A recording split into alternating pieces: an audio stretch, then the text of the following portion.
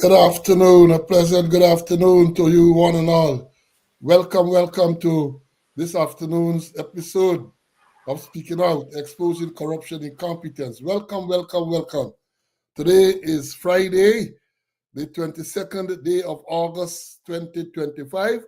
Welcome. Sit back, fasten your seatbelts. We have a lot of things to tell you this afternoon. This Friday, we normally say Friday, you have so many things that you can be doing. Some people like to start winding down after a tough week. Some people just preparing to have a relaxing weekend. But whatever you choose to do, we know it's you took time to be here, and we are not going to disappoint you. We have said repeatedly that we're going to do the research, bring information to you, and so that you can be educated, credible, valuable information. And as we say, today, another day that the Lord has made. Let's rejoice and be glad in it. Let's give praise and thanks for being in the land of the living. It is a privilege to be in the land of the living, and we should never, ever take that for granted. So yes, welcome. Share the live. Let them know that we are on. We schedule at 1 o'clock this afternoon, and as is customary now, we have lots of students, many students in the schoolyard. And when we opened the doors a while ago, people started to more and more flood in. But I can stop telling you all to share, to give the thumbs up. How we have?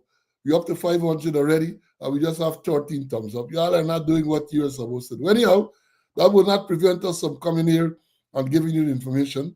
My colleague, Mr. Conway, is already in the studio. He's ready and waiting to go. Today, the process has begun. What process I'm referring to? To get rid of this corrupt administration. The Joint Services members started voting today, the 22nd.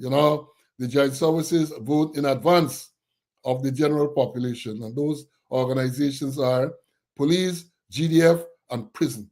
Police, GDF, and prison, not the fire service. They vote. But I saw some numbers, we're going to talk to you about that in a short while. But welcome, and then what I'm going to do, we did a roll call again today because of the number of things we have to talk about. We're going to do a truncated roll call. We deal with those persons who came in first, and then we're going to move straight into it. We have a lot to tell you this afternoon, a lot. A lot happened today. A lot has happened since we were last here on Wednesday, and we need to bring it to your attention.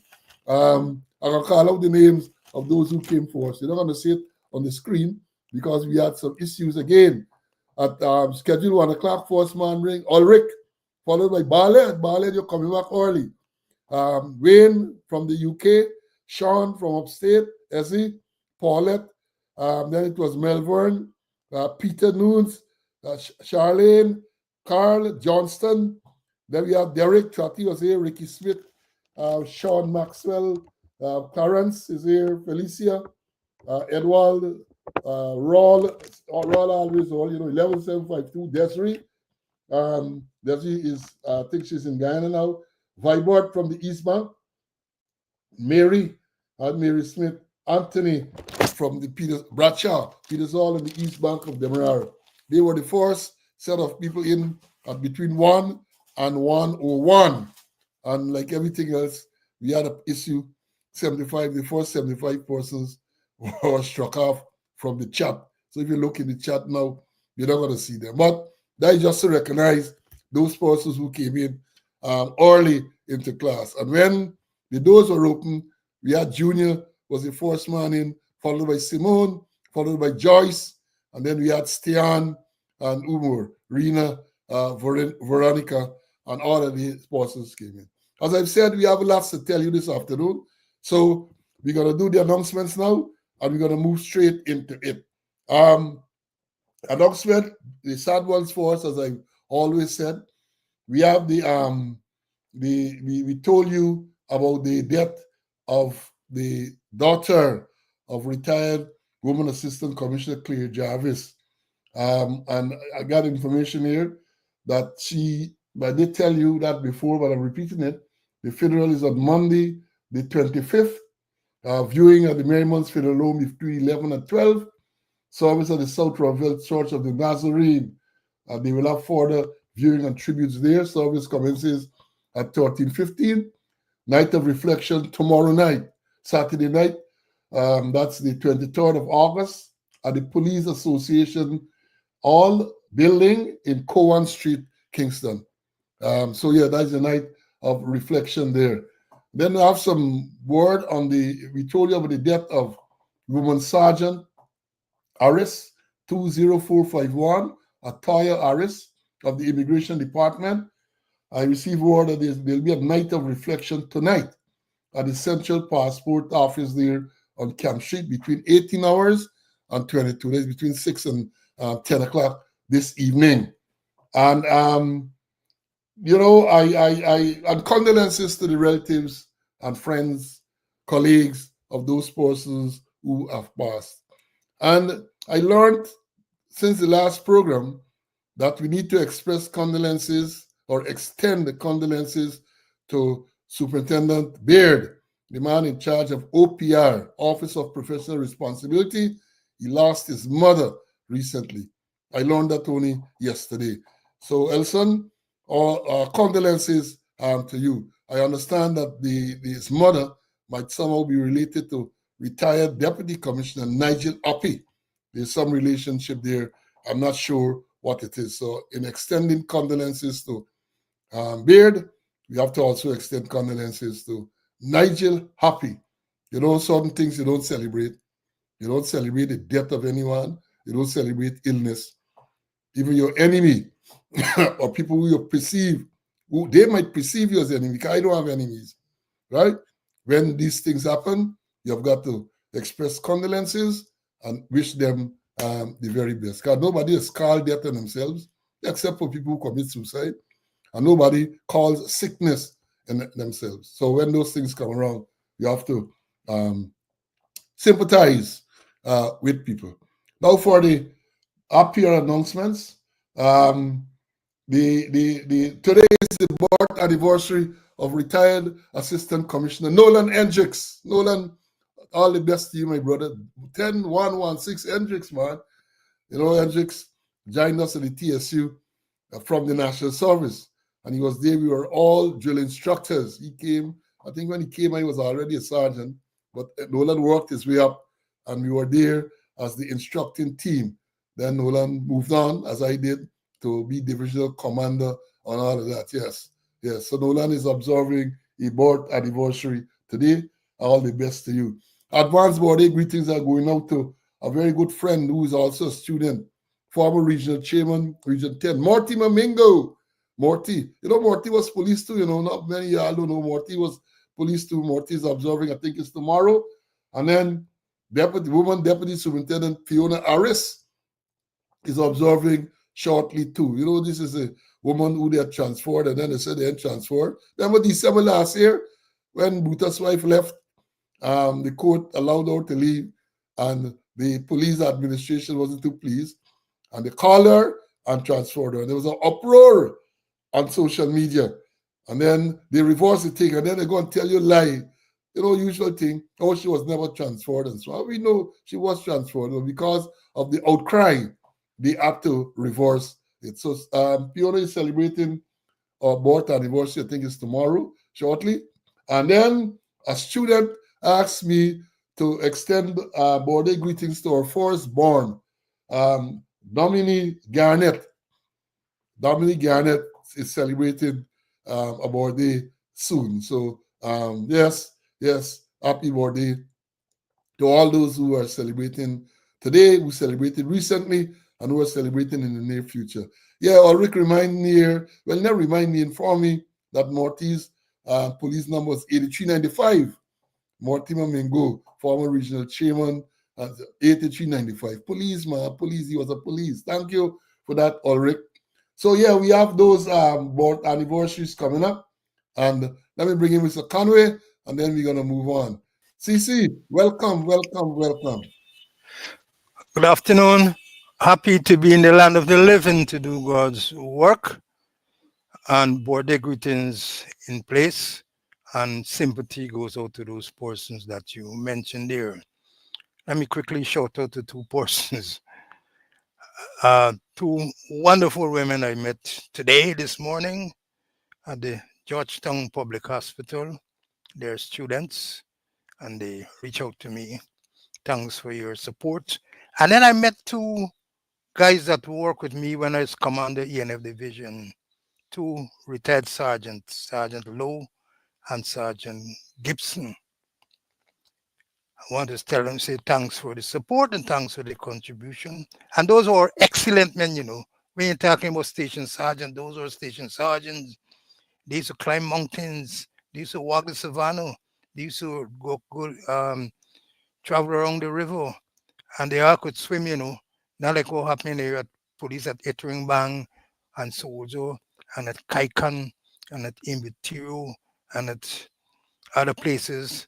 Even those understand they got a big boat. The Tamake, I think is the name, in the Winey River, just floating there, And there they get a whole set of men there who can swim. And I also understand also they getting problem in terms of the resupply of ration. But shout out to Lowe and Gibson. I haven't seen Lowe for nearly over 10 years. Thought he was out of the country, but he said he's in Essequibo, and we had a nice talk. So, and they say they're ardent students. They don't miss it. Or if they miss it live, they take it during the course of the evening. So thanks to them, and thanks to those two wonderful women students that I saw at the Georgetown Public Hospital. And they're healthy. They went to visit somebody there, just like when I went to visit somebody too. Yeah. See them people saying you and the ladies, man, ladies meeting ladies and so on. So you all jealous? Is jealous, you all jealous? You all could go and meet women too, right? Now, let me say, Morty was at the constabulary too. Morty Mingo, and he left, he was there as a senior man at the police, at the Guy Mine Constabulary, right? Guy was all rounder, man, all rounder. Then he was chairman of, I think it's the local government commission and all of that. Yeah, he's one of them, they victimize him too. Now, let me say this. Wait, oh lad, what you got a jagabat coming? This is not the place. We are voting PPPA. Out you go. Some jagabat come for use me platform for say you're promoting PPP. I'm gonna tell you something, and we're gonna talk a lot about PPP and the election and so on today. That's gonna be the theme for this afternoon. But before we go to that, we reported here on the accident with the police inspector standing on the road doing work, and then a motorcycle licky upside down. I hope the man is getting good care wherever he is, Because I know he was hospitalized. We saw him there, injury to his foot. And I hope he's getting good care because I have not seen any release from the police with respect to this matter. They might have been, but I have not seen any. So I'm hoping the inspector is getting good care. Inspector Walcott, this is Chief Inspector Walcott. I hope he is getting good care. Now moving on. A board whispered to me, I get all these boards. I used to mind board, Tower and Fire Red. I started off with Moustache. I had a good bio days. Started off with Moustache, Kronghead and Plainhead Moustache. Yeah, some of y'all know what we're talking about it. Then I gravitated to what we call Grassy, Fire Red and so on. Then after that, you go up to Tower. And I had Mountain Canary. Yeah, people know me know I used to mind board. As a matter of fact, them minibus men and them used to tease because I walking out to the board. And that never stopped me from enforcing the law. Right? Board kids in my hand and enforcing the law. So let me tell you this. A board whispered to me that Kevin Larimer, Kevin Larimer, the PVP man, the PVP operator from Linden, who was sentenced to 9 months imprisonment for fraud. He defrauded people, take their money, say he can give them house land, and he can't give them the house land. They make report to the police, and surprisingly, he was charged. Initially, they said he appeared, and then he decided he ain't going. He's a big thing, he ain't going. So eventually, he was sentenced to 9 months in absentia. Ex-party trial, he sentenced to 9 months behind the bar. He duck and the police, well, I can't say duck and the police made no effort to arrest him, even though they had a committal warrant. They made no effort to arrest him. And then we started to sing about it. We started to talk about it. And then they went and they held him afternoon. Decided to take him to the Lusignan prison as was commanded by the warrant the next morning. On their way to Lusignan prison, they got a call and they were told to abort the mission. Abort. So they had to take him back to Mackenzie police station. When he got back there, they say he complained of feeling unwell, something yacked him good. They took him to the hospital there. He was transferred to Georgetown. He was admitted, and then he remained there for some time. Then he was discharged. And we get pictures showing the man there in the village walking about, a man who is sentenced walking about, right? Well, we kept talking about it. We kept talking about it. I understand the board told me that they arrested him a few days ago. They arrested him and took him to Lusignan prison as commanded by the warrant. And when he got there, he complained that he had him good and all them type of thing.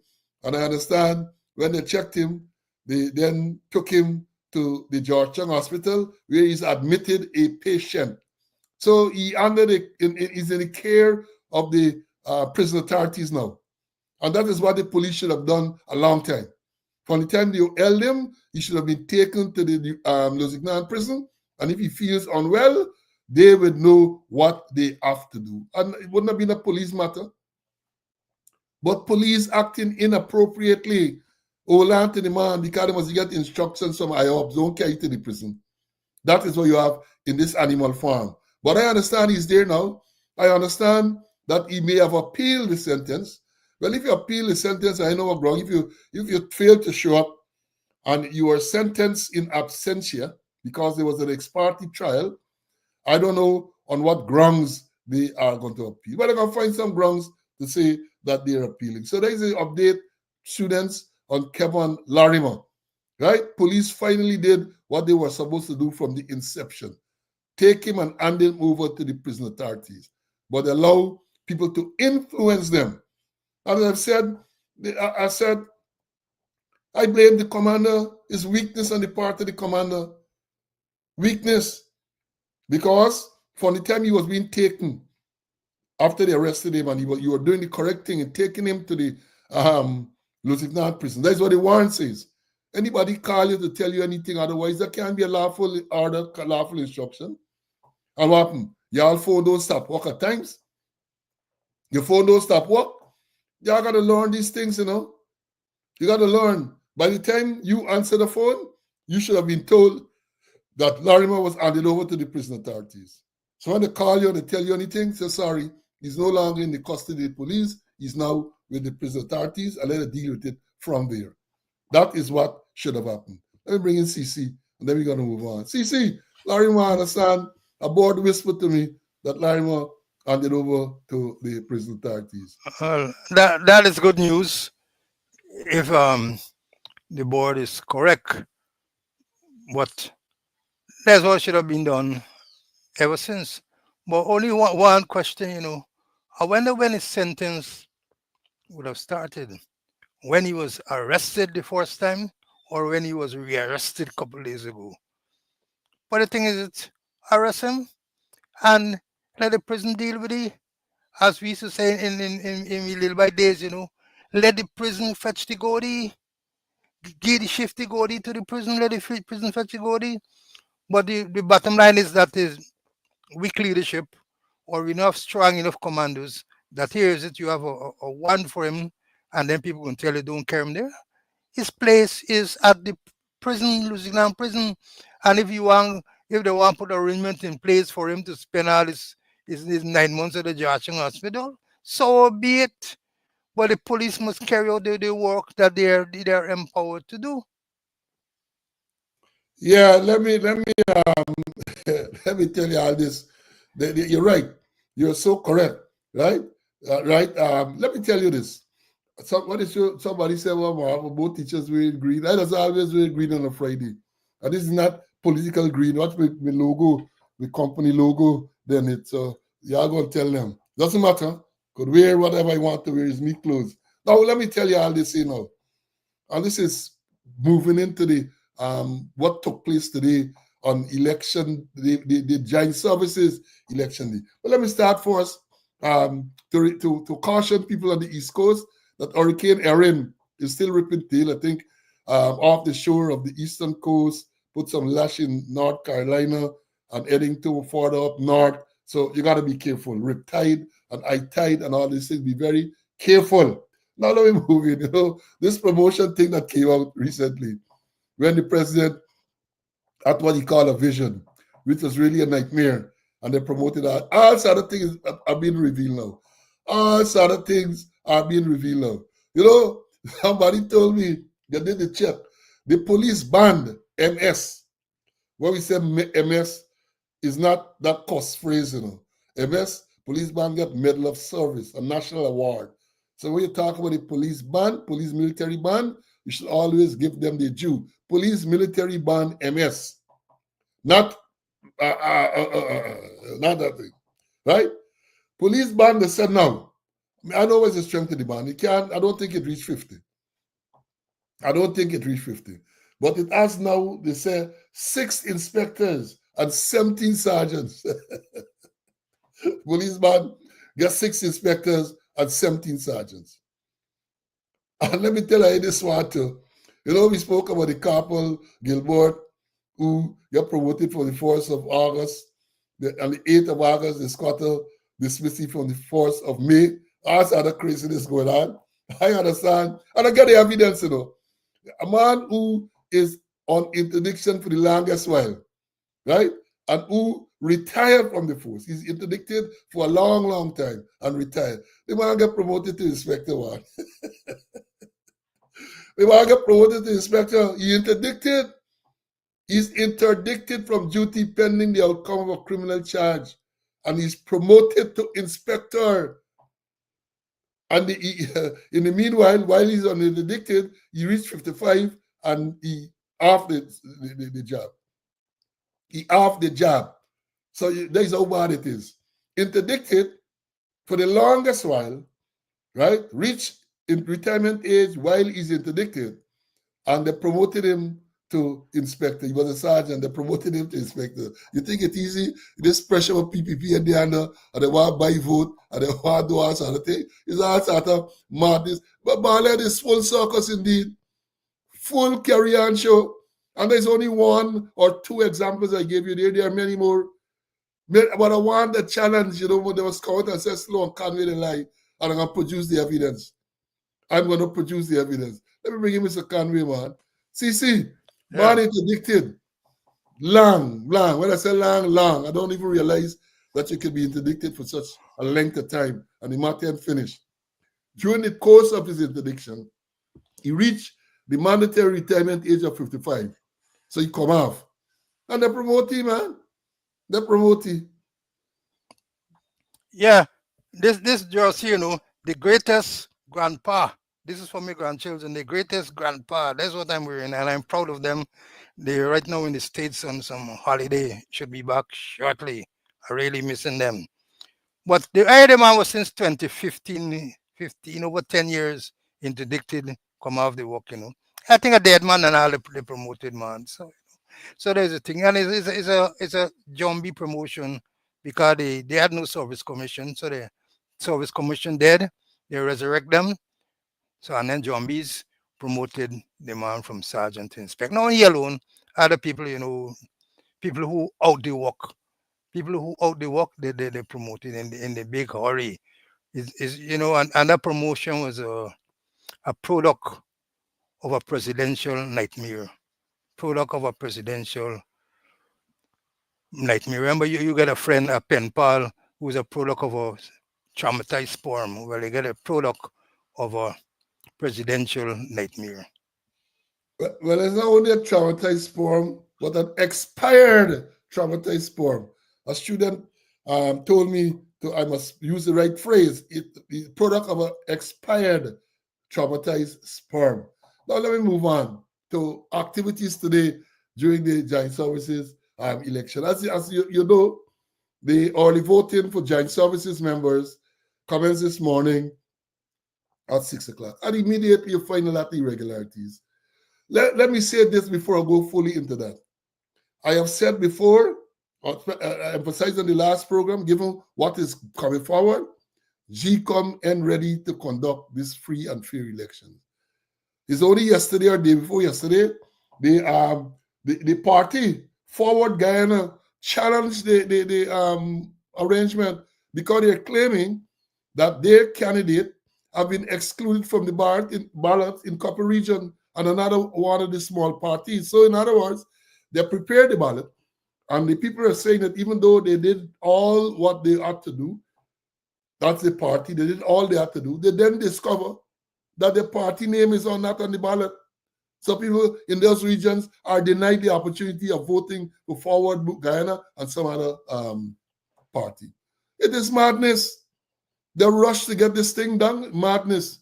So they challenge it in the High Court, and I don't know when that is going to be heard, but don't hold your breath for any outcome, because I think one of the things they're asking for is for the elections to be postponed until this error, if you could call it an error, is remedied. Well, the process started already, so we know what's going to happen here. I believe, this is my view, that the people can find some technicality and say, look, carry on smartly. Forget about them, carry on. Let's see, that is a story that you have. And then coming out now, I remember tell y'all, GCOM at the last moment decide that cell phones are not allowed in the polling place. Last moment. And I asked the question from an operational perspective, how is that enforced? Because if you wait at the last moment to tell people that cell phones are not allowed, I said the police should play a leading role in putting together SOP, because when people violate that at the polling place, I showed people are calling the police, and the police have to be trained. They have to know what they have to do. I don't know that what's and all of them. No, I know there's listen. I don't know if they are put together. Even if they will put together an order, it is too late to have everybody trained properly. It is too late for all the policemen to be properly briefed and trained. And what happens if a person turns up with a cell phone? The person refuses to turn off the cell phone. The person decides, this is me instrument and you can't stop me. And then I said on the last occasion too, you can't, look, I know liar, right? But I said that if you're going to restrict cell phone, can't be cell phone alone. It has to be structured in such a way that you are prohibiting any device which is capable of taking a picture. So you tell people cell phone. So if a man turn up with the iPad, some wicked man going to turn up with a little iPad. Or you know, I'm going to get iPod, P-O-D, still around. Some pen can take. It's madness. People have not thought this thing out. 2 weeks ago was no cell phone. 2 weeks ago, cell phone was allowed. And then cell phone now, a couple of days before the polling, 2 days before Joint Services polling, cell phone is allowed. And as was to be expected, let me show you all this coming out today. As was to be expected, they're claiming that this is alleged. I don't know, it is alleged. This thing appears on social media. This is a ballot for today's poll, and you can see somebody take out a picture, take out a photograph to show that they mark the X to the cup. So, in other words, no cell phones or camera in the polling station or the polling booth, yet a PPP agent could have taken this out for a shilling. That is what they say. It's madness, because more of that is going to happen. More is going to happen. Smart watches and all this everything. Because when you tell a man, look, you're going to get $10,000 or $15,000, $20,000, because all they're doing buying votes. But you got to show evidence that you vote. I'm going to take the chance and go there and think this is what is happening. And that is why I say that GCOM ain't ready for this election. They're forcing it for whatever reason. They are not ready. And you would note that since over the past week, Claudette Swing, the chairperson of GCOM, missing in action. I ain't even seen the man who is the chief executive officer.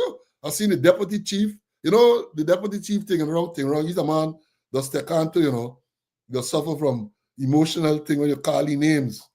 Because I remember well, Sheriff Duncan, they call him a certain name, and the charge, he read a report, and I think Sheriff was charged for calling him a certain amphibian. think that is the correct classification. Amphibian. So here we have it. No cell phone allowed. And this first day, when only joint services voting, at least one, there's evidence here that at least one person has violated that. So let me see what's going to happen. Let us see what's going to happen. But before I bring it, Mr. Conway, let me say this.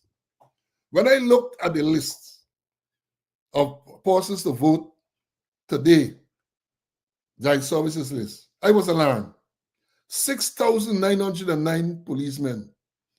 6,000, members of the force. 6,909 members of the force. Where them get the numbers from? 6,909. Because I'm saying to you, and I hope the people will do a proper audit, that if you check all the regular members of the force, I don't think there are 4,000 members in the force. If you add on the special constabulary, because they are part of it too, all the different branches of special constabulary. The neighborhood police, yeah, you could bring them in. I cautioned about rural constables. Rural constables are not generally considered members of the force unless they are stood up for particular duty. Unless I understand from my sources, you got a whole set of people call themselves rural constables instead of voting today. Many of them are killed harvesters and all kind of thing. And the suspicion is they put them on the joint services list, so they're gonna vote today, and then somehow they're gonna game the system, and they're voting again next week Monday. And you can imagine who these people are supposed to be supporting. So let me understand this thing. 6,909 police. I'm not talking about the old joint services list. 6,909 members of the force. That's what I'm saying. And remember, long ago, the strength used to be 3,570 or something like that. That was less than 4,000. And they have repeatedly told us that they have been able to attract and retain members of the force. So I am sure you can, and I'll be talking about regular members here now. Let me say they get 4,000 regular members of the force. Now, special constabulary can be, that number can be 2,000-3,000 special constables and rural constables and neighborhood police. So the damn thing, right away when I see the number, I was alarmed. 6,909 members of the Guyana police force for vote today. Where them find them numbers from? That's part of the padding that is going on. That is part of the padding that is going on. There's no way that you can have 6,909 members of the force at this time. Bona fide members of the force. They must be bringing all them, was the security guard and all them things, was the party list with. Because remember, I'm telling you, check 1601 when they talk about who are considered members of the force. Regular police, special constables, and even with the special constables, it used to be for if you're called out for full-time duty. I was a special constable, I know. Well, if you're stood down and you're not in full-time duty, you're not considered a member of the force. Right? You're not considered a member of the force. Those people who are neighborhood police, because yes, I think them are SCs or are rural constables, yeah. But the other categories of rural constables, are not considered members of the force unless they are stood up. And even if you stand some of them up because they got to work on election day, you have to be extremely careful. Because what we used to do in those days, because remember, a rural constable authority really is in the district where you live. Same thing in the neighborhood police. And you can't move a rural constable from, let's say, Region 6 to Region 5 or Region 4. No, that wasn't allowed. So as a general rule, rural constables voted on election day. You made the arrangement for them to vote on election day. You try as far as possible. Sometimes they work at the very place that they have to vote. And then you have a system to make sure people are relieved and they vote, because all of them are supposed to be in the same region. So moving them around should not be a problem. But 6,909 is a figure you all must remember. 6,909 police, not soldiers, police, members of the Guyana police force, they have to vote today. Watch out, watch out. Let me bring Mr. Conway. I have more to talk about this. Let me bring Mr. Conway. Yes, Nearly 7,000 bloated.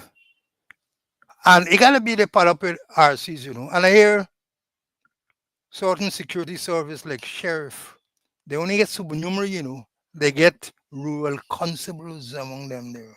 So perhaps they must put them in to vote. I know who they're gonna vote for. But coming back to the cell phone and things, I know for sure is that you have some spectacles cameras. And when Brutus was in charge of the financial situation, he bought some for the special branch. So them thing there, talking about spectacles with built-in cameras inside. So when they're talking about cell phone, there are other electronic equipment that can do the work just as the cell phone. Right. Let me move on. 'Cause I said we're gonna spend a lot of time to analyze what transpired today, and we're doing it so that they can seek to correct some of these things. They got a week, just over a week before the general population will go to vote. They got time to correct some of these issues. Because I saw Carl Smith Joseph, who is one of the leading forces in the PLC, the coalition, complaining bitterly about how the poll booths are set up. Because she said, according to GCOM, the booths are supposed to set in such a way that the observers can see the person who is voting. You're not going to see who they're marking the X for, but you can see them in the booth so that you would know if anybody attempted to use any phone or anything like that. The booths were not set up in that fashion today. They were not set up in that fashion today. And Carol Joseph pointed it out. There's a video circulating. Again, lack of proper preparation and proper training. And let me say this one. Polling places are polling places. The rules governing polling places apply to all polling places. They would have applied to the polling places today for the joint services voting. Today, they would have applied. And yet still, let me show you all this. Yet still, I saw some stuff here. I got a comment on, I don't care what it says. Look at this one here. Where is it? Look.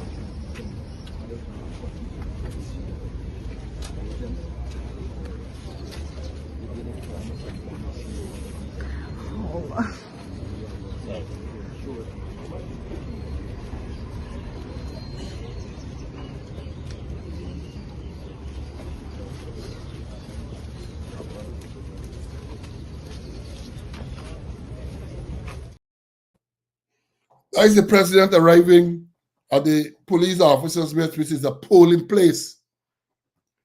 First of all, in what capacity the president would have gone there? Certainly, the president can't go there in his capacity as president.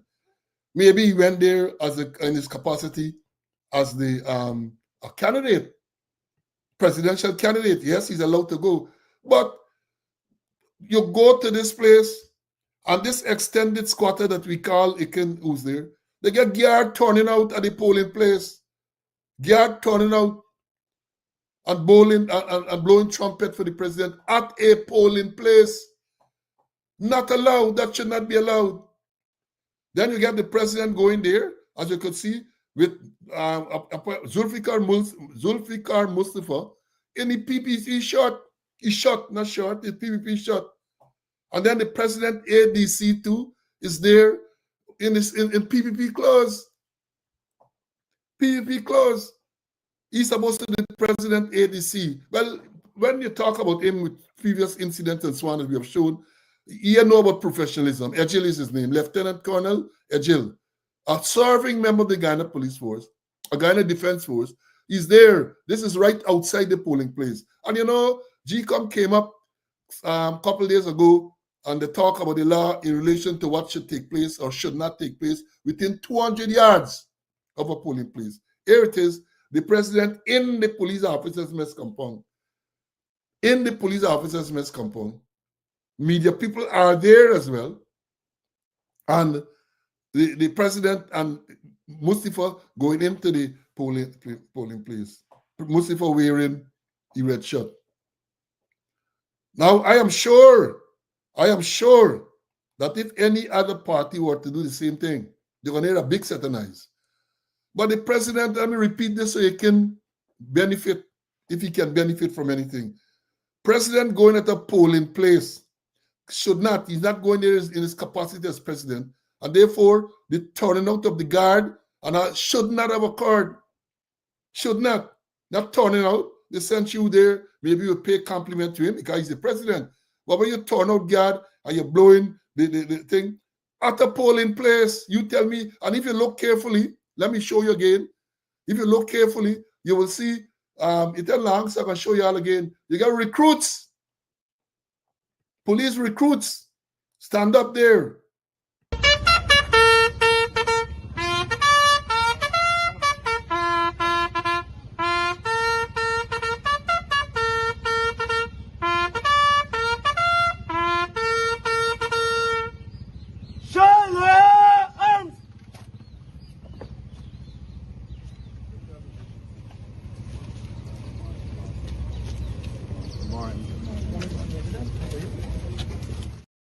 You see all the recruits stand up there. You tell me them recruiting and feel intimidated. You tell me when they came down, tell them they must vote for PVP if they want all sort of thing. You have to see the president turning up there and trumpet blowing and people saluting, guard turn out. And those things are wrong.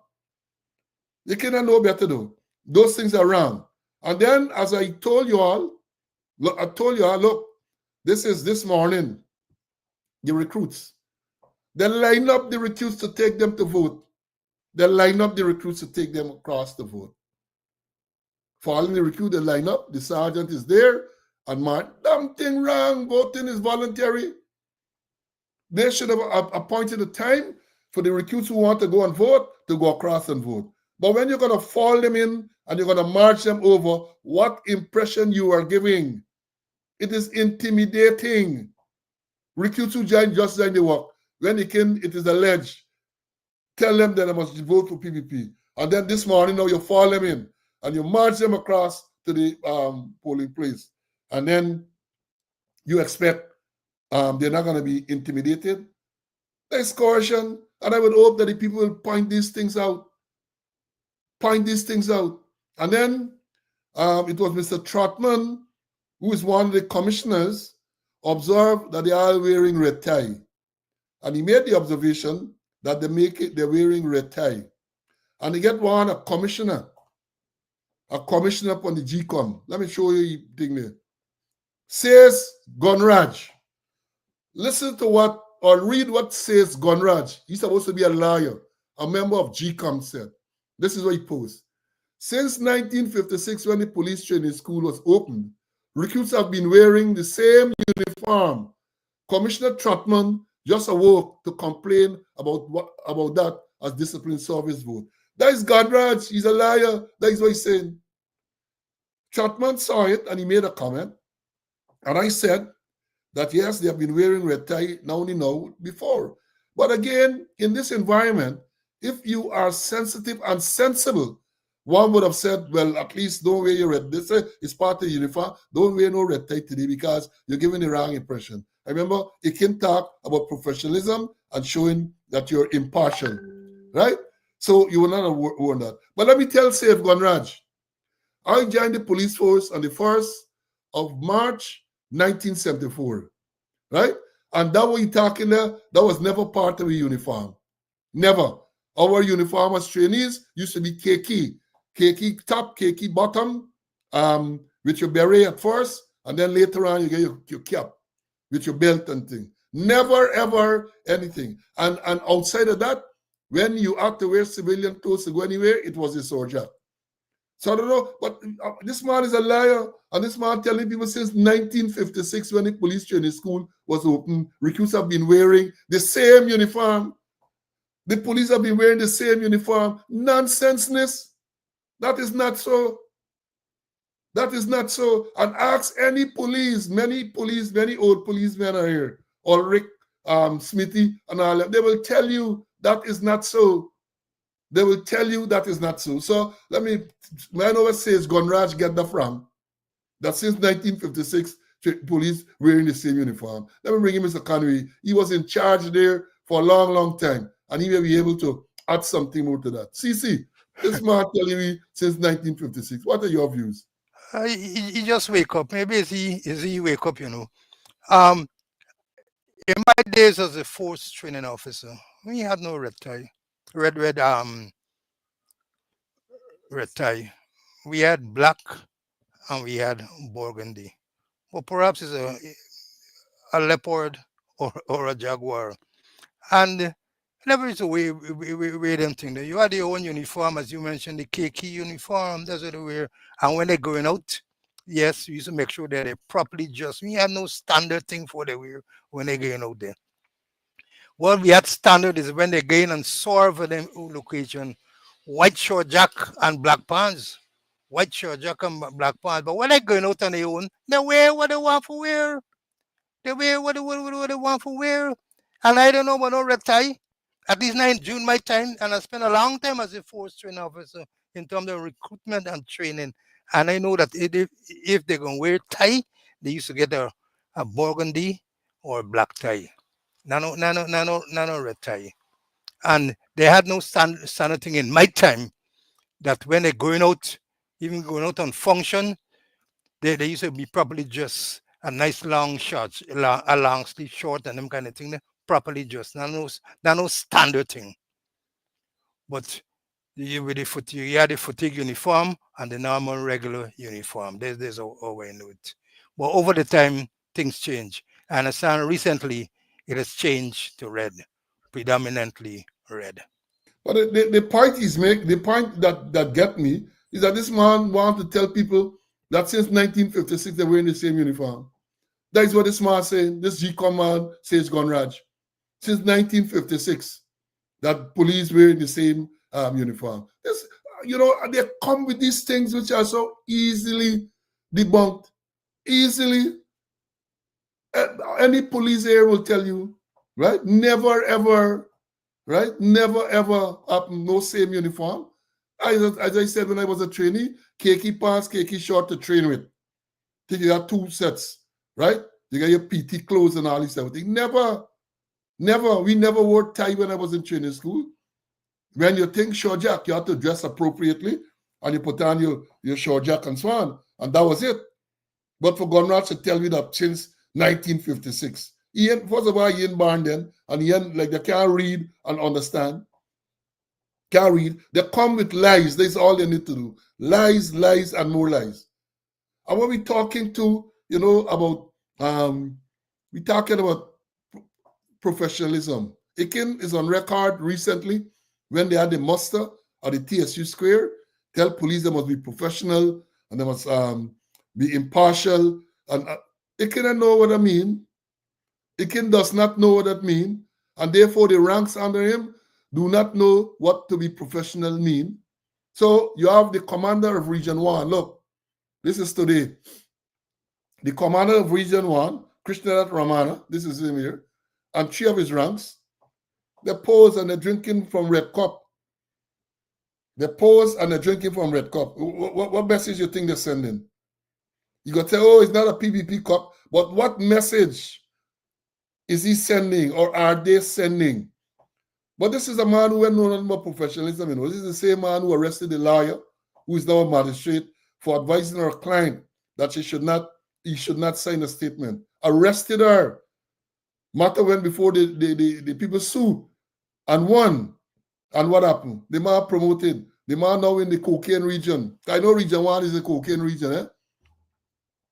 Region 1, Barima Winey, is the cocaine region for Guyana. That is the same region where the 4.4 tons of cocaine was found. Another large amount of cocaine found in that same region. And I understand that many of the players are still there. Ramana wasn't there at that time. But I understand that many of the players are still there. Again, I say this. They're sending a message, in my view, that look, we supporting PPP. Nothing wrong with supporting the PPP. Nothing wrong with supporting any political party. But when you are in uniform, you have to conduct yourself in a certain manner. But they don't care, because I am sure nobody's going to rebuke them.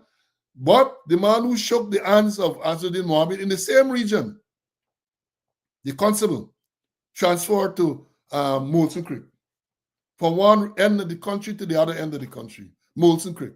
But them can come because it's red cup and drink out the red cup and actually thumbing the nose on Ikin and thumbing the nose on everybody and say, I don't care what you all say. This is what I am going to do. And therefore, I can't wait for August the 2nd, where we get rid of all these unprofessional people. Yeah, we understand it. I can't wait, because all they're doing here, they are further eroding the image of the Guyana police force. Nothing wrong, as I've said, you're back in a party. They can make a connection between this type of behavior and the disrespect people have for I said August, not September. The disrespect people have for police on the road. They are not sensible enough to make that connection between this type of display and behavior and the disrespect people show to police on the road, where people fighting police, beating police, and all that. They can't see it. They are so daft, so dumb. That is what is happening. Let me bring in Mr. Conway. See your views about this, my brother. I'm going to use Jack the word reprehensible. Look at them. Look at them there, you know. And when you look at them closely, all them chaps get striped, you know. Perhaps is recently promoted, and all of them get striped, get three striped there, or 2 striped. All of them get striped there. And they're even in proper uniform, because one get on cap and the others and get on cap, you know. But that should never happen. What is it? What image you're putting out? What image you're putting out? What is the perception is that they are highly political? If you get your own political party, you can't show it out. You can't show it out. And there's it, drinking from the cup of corruption, the cup of incompetence. There's what they're drinking. And I think there's another clip with them not only drinking, but they hold the cup to the waist. You know, it's terrible. But nothing would happen to them. No, maybe not for now. Nothing would happen to them. But sure, maybe after the force, certain things might happen. But look at them, you know, policemen in uniform displaying publicly, they're drinking from the cup of corruption and incompetence. But not only that, they take it out, you know, but obviously someone of them must have posted it on social media. So they want to keep it among themselves. They're putting it for everybody to see. And as I say, they can't seem to understand or to make a connection between that type of behavior and the fact that people are showing disrespect to the police. Right? People showing disrespect. And in this same region 1, at Mabaruma, a few nights ago, a win, you know, we invest in National, the party, Azzuddin Mohammed party. The people complain they're going around with a vehicle advertising for some meeting. They lock up the people for nice nuisance. They lock the woman up overnight, so she making nice. Remember the same Division 2? Couple months down the back, a church at some convention or whatever they call it, crusade, somebody from nearby going to complain, they lock up the man who was playing the organ or something like that. That is what is happening. How can people going around announcing a meeting for a political party, and you're locking them up? You're locking them up for win party. Then again, you're talking about professionalism and how they victimizing. They win supporters, including Azzuddin Mohammed, going to the on the quarantine at some meeting or a rally. somewhere up the Far East. Police conveniently had a roadblock at Adventure the Quarantine for check for tint, for check for all sort of thing, for documents. Imagine they in the night, they're stopping vehicle, but number plate. Vehicle for tint. That was deliberate. Chief Prasad Bakas and the commander them up there, deliberate. They know when to organize the meeting, and they did that to deliberately sabotage the meeting. Deliberately sabotage. That is what you can talk about professionalism. That is they're talking about professionalism. How can you obscure number plate? Let me tell you this. Let me tell you all this in case you know. 99% of the vehicles in Guyana have obscure number plate. 99%. Because you check the Motor Vehicle and Road Traffic Act, it tells you about the dimensions of the letters and the numbers. And hardly anyone complies with that. So they single out Asudin Mohammed, the win presidential candidate, will tell you about tint. Police vehicles and policemen, private vehicles, are heavily tinted. And I'm sure they didn't get the necessary permission to do so. Police vehicles and policemen themselves, the private vehicles, are heavily tinted, and they're pulling in conveniently on the adventure. It's not like they go out outside police station, because you ain't got no police station there. Okay? They go there and they decide they were sent to harass the people. They were sent to harass them. Right? Let me hear what Mr. Conway got to say about that. He's a Borbis man. See? I'm a Northwest man too, you know. And when you look at it, the Northwest region number 1, lock them up for noise nuisance. Noise nuisance has got to be loud and continuous. I don't get all the facts. Was that truck that they pulled in the place, was it parked, the vehicle parked there and they playing the loud and continuous music there? Or was it passing through the main road and advertising the meeting? And then you put the woman and the other person on $200,000 bail. I think it's $200,000 bail for noise nuisance. Political parties advertise. They get vehicle driving by the place, say all day you getting the PPP and another thing there. But because it's win, and put the person on $200,000 bail. And I wonder if they had any complainant, if anybody did complain, if they get statements from the complainant. And going to Adventure now, that's my favorite place. I established Adventure in the police college there.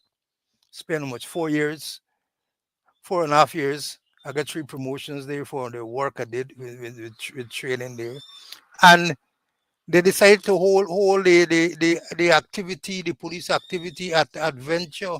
And that's the road, outside the road going to Blackbush, where the PPP had a rally inside there. And they set up roadblocks. And let me tell you about roadblocks. Just give me a while. I got a police act here. And here it's just let me first let me go with the police powers to stop, search, and detain aircraft, vehicles, vessels. Section 18. It says any member of the force may stop, search, and detain any aircraft, vessel, or vehicle in upon which there shall be a reason to suspect that anything stolen or unlawfully obtained, or that any person suspect of having committed or any indelible offense may be found. And he may also stop, search, and detain any person who may be reasonably suspect of having or conveying in any manner anything stolen or unlawfully obtained. So you have the power to stop, search, and detain if you suspect that anything stolen or unlawfully obtained, or any person who you suspect committed any indelible offense may be found. And also any person who you have a reasonable cause to suspect was conveying any stolen matter They know Azradine going up to Mohammed going up to Springlands, so they stop at Adventure. And Adventure got a big compound there, you know, so they could pull in the vehicles in the compound and search without any real reasonable suspicion. And let me give you this one, you know, road barriers. Notwithstanding Section 26(1), notwithstanding any other act, any officer, inspector, or some officer may, if he considered necessary so to do, for the maintenance and preservation of law and order, or for the prevention or detection of crime, erect or place or cause to be erected or place barriers in or across any road or street or in any public place within Guyana in such a manner as he may think fit. That you don't just put up barriers willy-nilly, you know. It's for the maintenance and preservation of law and order, and for the prevention and detection of crime. You could erect barriers. And Section 2 saying, any member of the force may take all reasonable steps to prevent any vehicle being driven past such barriers, and any driver or any vehicle who fails to comply with any reasonable signal by a member of the force in uniform requiring such person to stop such vehicle before reaching to such barrier shall be liable on summary conviction to a fine of $48,750 and to imprisonment for 12 months. So you have the authority to set up road barriers, and you have the authority to stop, search, and detain. What they got to do in compliance with the law. And the law talking about reasonable suspicion, the suspicion not being there because as Mohammed going up to Springlands and you want to prevent him from talking at the rally that you set up a roadblock there. No. It's against the law. And also the roadblocks, you see they put up roadblocks all about the place. It gotta be an inspector, an officer, or subordinate officer. Inspector, officer, or subordinate officer. But here it is, I understand from my information, the commander himself was there. The commander himself was there. And when you look at Borbis or any Borbis, expect a lot of incompetence. Expect a lot of income. Because if Borbis get a certain senior man who has a degree from the University of Palmyra, I repeat, a degree from the University of Palmyra, West Kanji, Borbis. And I make some inquiries to say, man, why the senior person didn't get a degree from the University of Lenora so that he could be in good company, he could be presidential? And you know why I told? No, man, there's too much a problem. Because for him to reach Lenora, he's got to cross the Kanji River. He got to cross the Borbis River, and he got to pay a toll when he come back. He got to cross the Abari River. He got to cross the Maikoni River. You got to cross the Maika River. You got to go through all the big traffic on the East Coast in Georgetown, traffic going across the Demara Bridge, and you got to pay to and both going and coming. Well, now they ain't paid any money more. They call off the toll, but yet still the taxpayer still got to pay. So they say the person say before we got you all them things, they forget a degree from the University of Lenora, bet you stay in Borbis and get one from the University of Palmyra. So expect a lot of incompetence. Expect a lot of nonsense going on in Borbis. Don't expect anything good in terms of policing coming from Borbis, because the fish was rotten from your head. So fish are rot from your head. The fish are rot from your head. Take it from someone who knows. Now, let me tell you all this. University of Iflot, yeah, or you get UT Flute, University of Iflot. That's where they get the thing from. So when they come with them dancing arrangement, you can't, or you should not be surprised. Now, let me send a message to polling is 6-6. So polling still should be open for the police places. And I saw one of the favorite, I don't know if he's a journalist, Big Smith wrote something. He wrote to say, the police top brass cast vote. Latecomers strolling like LC in Wonderland. That's what he's saying now. Wrote on social media. Again, let me read. He said, top brass cast vote. Latecomers strolling like LC in Wonderland. I suspect he was the mean Alice in Wonderland. He gave degree for one of them universities. The polling places are open from 6 to 6. So who are latecomers?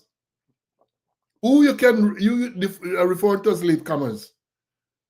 And you know, it get into this thing what we're talking about, where they just bully people, falling and everybody coming and vote now. Again, is a lecture have told them, all you must finish voting by 9 o'clock. All of you must finish voting by 9 o'clock. That is what is being alleged. Them thing is just bullying people. They're bullying people, right? So I don't know where we are going for him to, for it or a day, or I don't know which pronoun to use, to be writing that crap that latecomers strolling. What latecomers? People get until 6 o'clock. And for policemen, let me tell y'all, I don't know if they did the training, but 6 o'clock means that once 6 o'clock comes, all those who are in the line, even though we should be allowed to vote. So let me repeat that. Polls will close at 6 o'clock, should close at 6 o'clock. They get flexibility. If for some reason a polling place open late for any logistic reason, DCOM can decide to extend the polling hours, that sort of thing. But when 6 o'clock comes and there are people in the line, all those persons have to be allowed to vote. All those persons have to be allowed to vote. And what will normally happen is that the police at 6 o'clock will be at the back of the line. So there's the mark. Because anybody who comes after them, you know they came after 6 o'clock and should not be allowed. And there's not a police responsibility. That should be drawn to the returning officer or the presiding officer. And the presiding officer who makes them type of decision. That should be part of the training. Because police like to believe they have all the authority that you can vote and you can vote. No way. That is not a police function.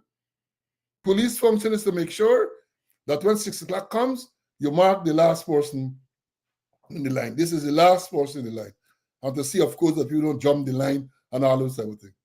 But it has to be part of the training. It has to be part of the training. The people will know. And next thing I remember at one of the elections, might have been the last election, I got to a place in Monrepo and I see the police fetching, the young constable fetching the ballot box early in the morning when they were setting up. I call him. I say, officer, don't do that. Don't touch the ballot box. It's not your responsibility. Don't touch. You should not be fetching the ballot box.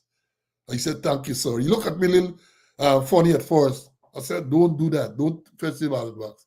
But all of this is part of the training. These people, look, the fact that these people are not trained, the fact that we have had issues now, if those things are not corrected, you're likely to get problem.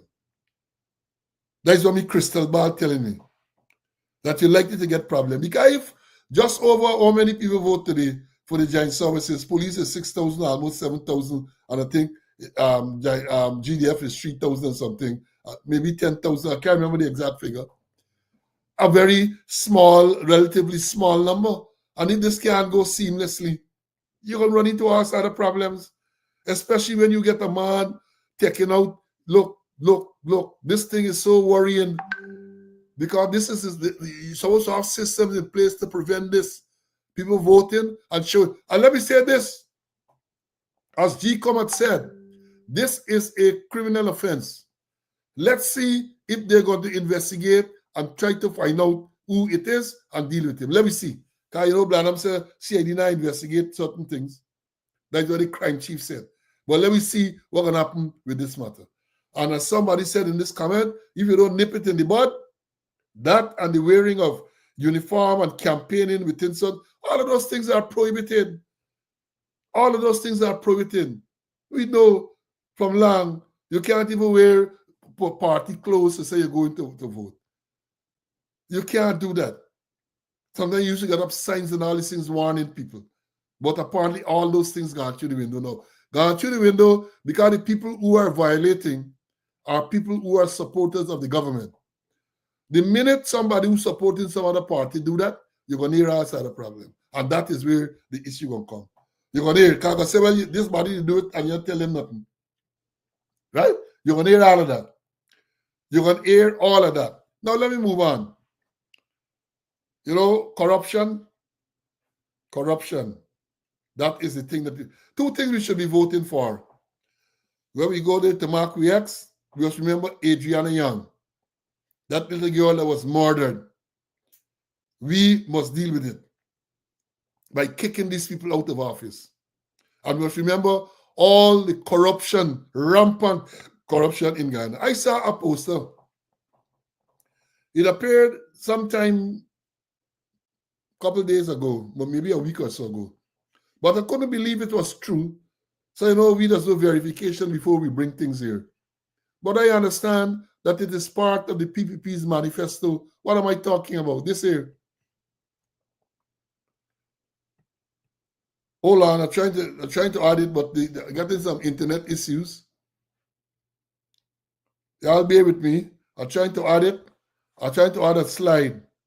But as you can see, it's spinning around and spinning around and spinning around. Let me add another slide and see if we can get anything. Look at this one. This is a quote that I believe in. It says, by endorsing a party widely accused of corruption, extrajudicial killings, money laundering, and transfer of national wealth to select few families, those people have revealed not a political shift, but a serious lapse in character. Opportunism may offer short-term rewards, but no one ever truly trusts a turncoat, and history won't either. A lot of people get enough turncoat. They're endorsing a party that we know involving corruption. That is not a guess. The PPP and this current government is the most corrupt government ever in this hemisphere. I go so far to say this hemisphere. Corruption galore. And people say that you're endorsing them. So if you're endorsing that, it means that you're just as corrupt, or perhaps even more corrupt. Or you're getting, you want to join, you want to get a part of the corrupt action. That is what it is when they endorse. Enough of them coming out, oh, that's endorsing. They're saying endorsing Inflated, but really endorsing Jagdio for your fourth term. That is what is going on. And let me see if I will get this one to coming back that I'm trying to show. Yes, look at this. Look at this, folks. Look at this, students. This, I understand, is part of the PPP's manifesto. They said the next PPP government will establish anti-corruption unit and fully enforce Access to Information Act. Oh, my Lord. Oh, my Lord. The PPP saying now that the next PPP government will establish anti-corruption unit, fully enforce Access to Information Act. So what happened to all these years they've been there? Jagdio. Remember the thing with Jagdio? Let me show you all just in case you all forget. You talk about anti-corruption. The most serious allegation against any politician made against Jagdio. And what has happened? Sit there and fabricate that. Unless you say who the person is, I can't comment on anonymous people. Okay, well, let's talk about specific individuals. What is your relationship with Mr. Su Jurong? Su? Oh, Su. My relationship? Nothing. He's a tenant in my place, yeah. And he's a good friend of yours? Yes, yes, he is a friend of ours. He claims. This man talking about establishing anti-corruption unit. Perhaps that's the first thing. And we don't want you to establish no unit. We're going to deal with it. We're going to deal with the corruption and have them properly investigated. Because I maintain that if you are innocent, then you should have been the first one to push. Can you read all the power? You should have been pushing to have an independent, credible investigation. And what about taking a polygraph test or like detector test, Jagio? Any investigation should involve polygraphing all of these lying people. That is what should happen. Lying people. Let me bring in Mr. Conway, and then my light went out, I'm going to fix my light. Yes, CC? Yeah. As you mentioned, or as known, we saw it on the clip. And the allegation was he taking how much, $100,000 from the Chinese? And not a single investigation, none whatsoever. And in answer to the question, if he's a good friend of you, he's a good friend of ours. So other people involved in it, and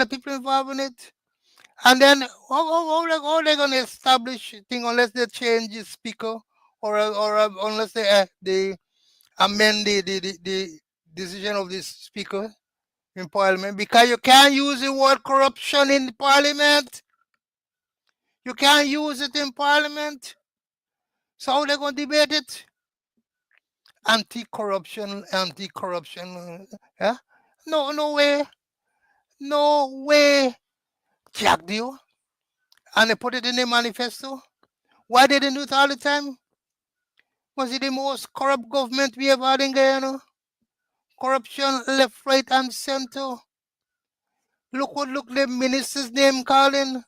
Look all the allegations being made, and not a investigation is being done. They get his quarter, take $8.5 million, he put it in writing. Jack Dio said it's reprehensible, and they appoint him as commissioner illegally. Yeah? So many things happening, corruption happening, and no investigation is being done. And even they do any, and they lose Suku, all the matters done in at no case submission. Well, unless I think in one occasion somebody pleaded guilty, but they're finishing at no case submission. Corruption is a little rifle, left, right, and center, from top to bottom, and it's monkey see, monkey do. Let me tell you something about corruption, folks. Share the live. Yeah, share. We now getting warm up. Share. We're going to talk about corruption.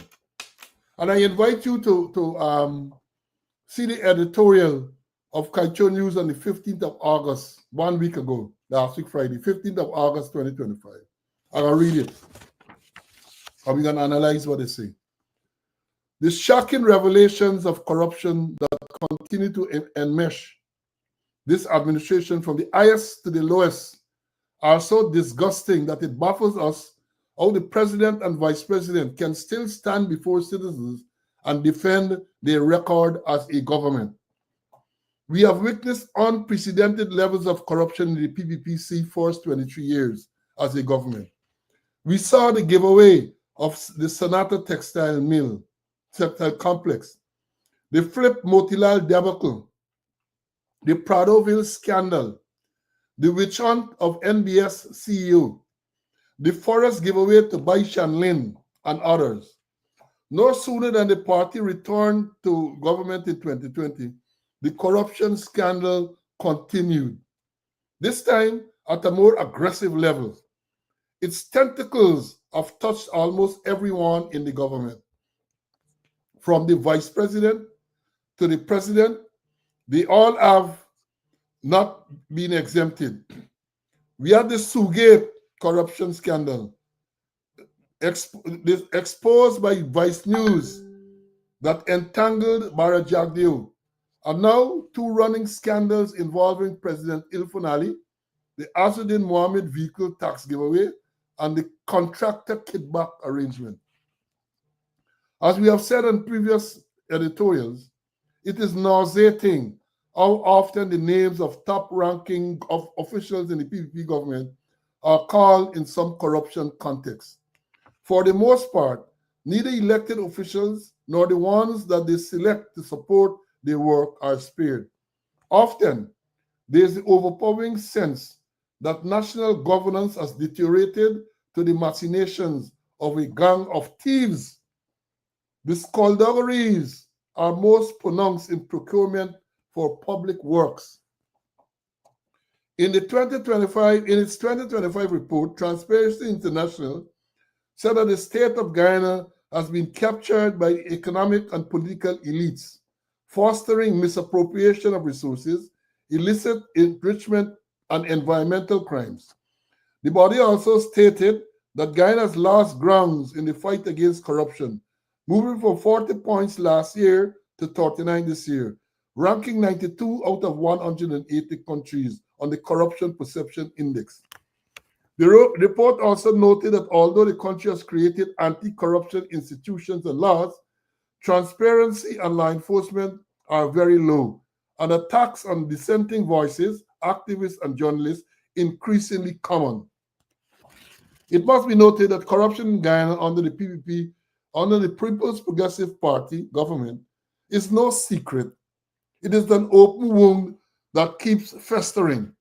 For years, ordinary Guyanese have watched as public resources is siphoned off.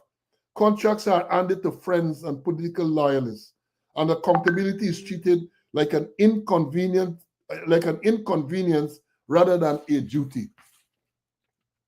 The oil boom was supposed to be a blessing, but under the PPP, it risks becoming just another gold rush for the political elite, while the average citizen sees little change in their daily life.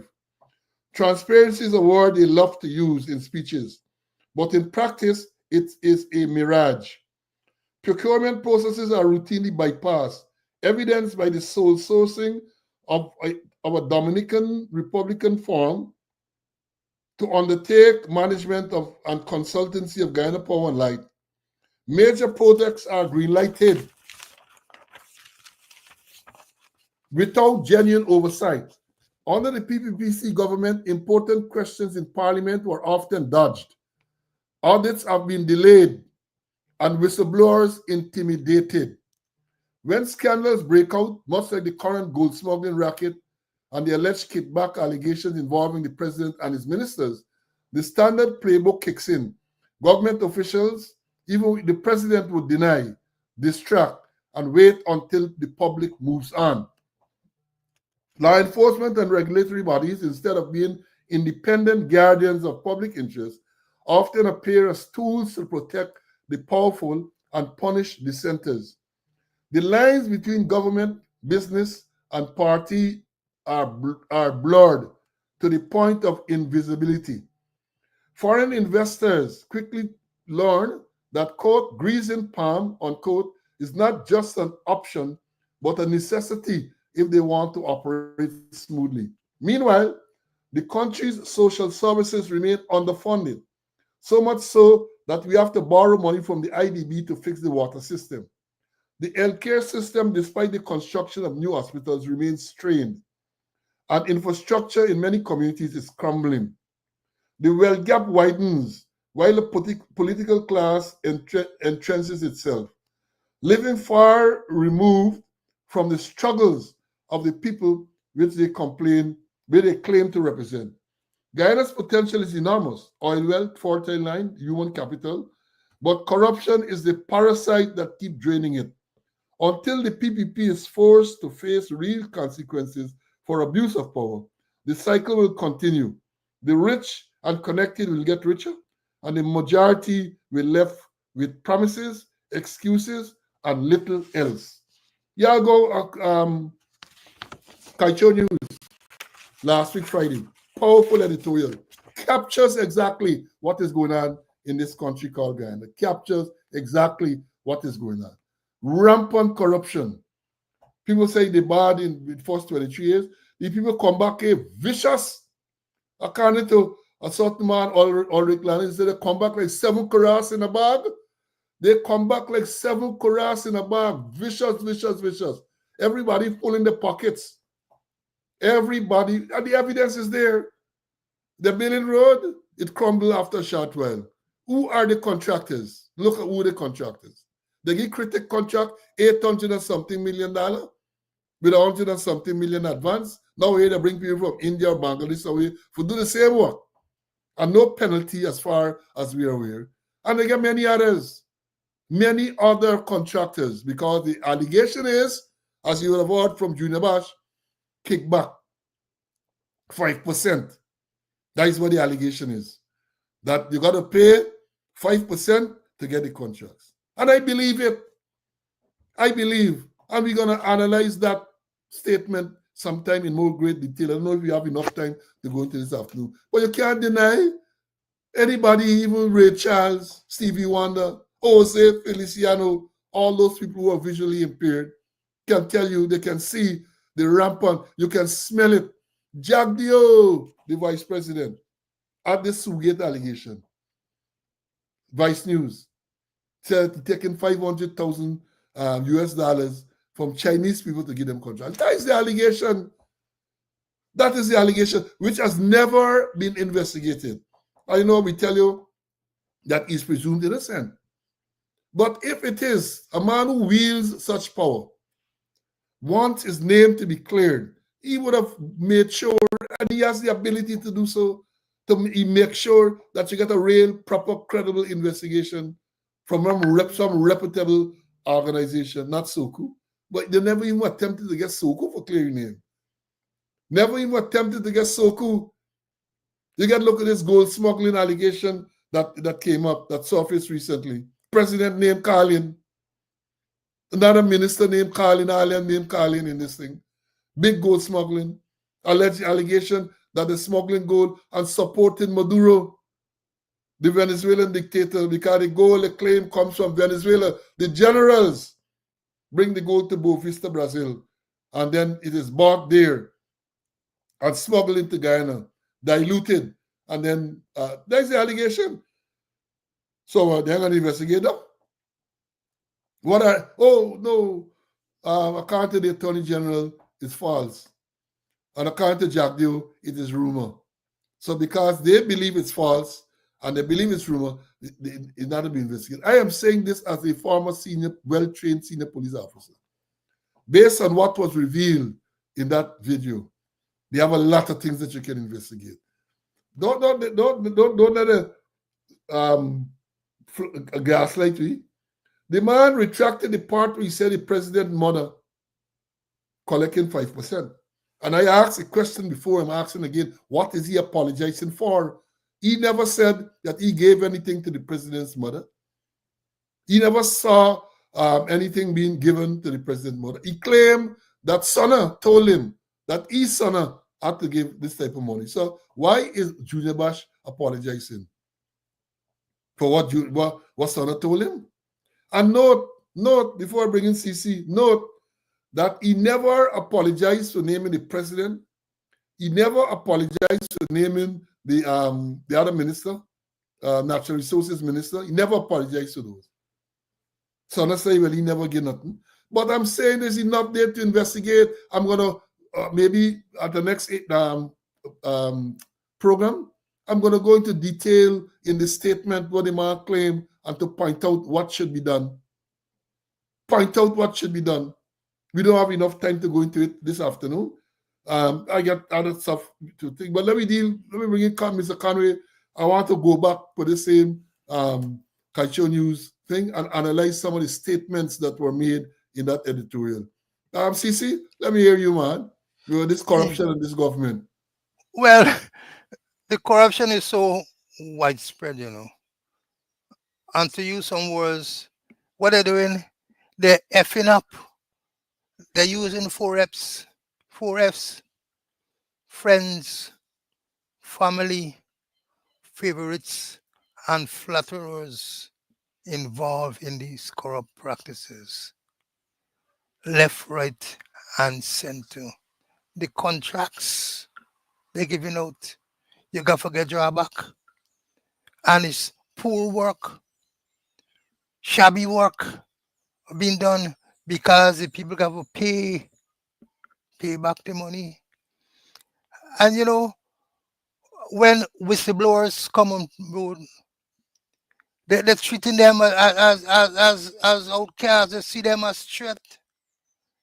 Whistleblowers get a story to tell you, and instead of they do the investigation, instead of they listen to the whistleblowers, they're not listen to them. They have a story to tell you, and there are some parallels with whistleblowers. Always remember in the late 60s, 70s, Frank Sorpico, a detective sergeant, shook the very foundation of the NYPD, shook it because the people listened to him, that they formed the NAPS Commission that had wide-ranging reform in the NYPD, and it was a police detective sergeant. We had one, Pasconi, I think his name,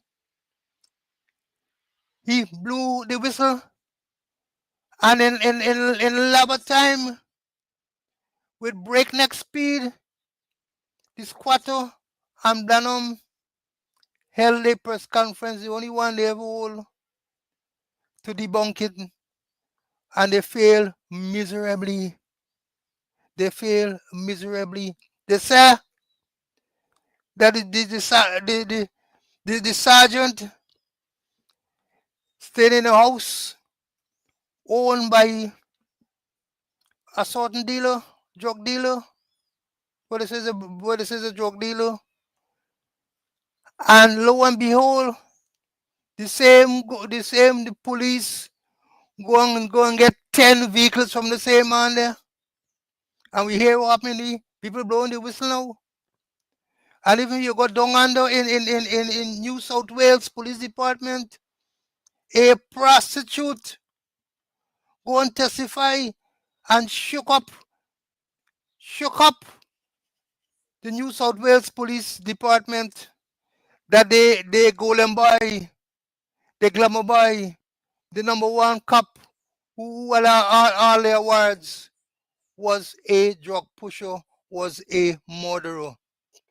And how they find out is because they listen to a prostitute, they listen to a woman, they listen to a lady of the night, they listen to a commercial sex worker.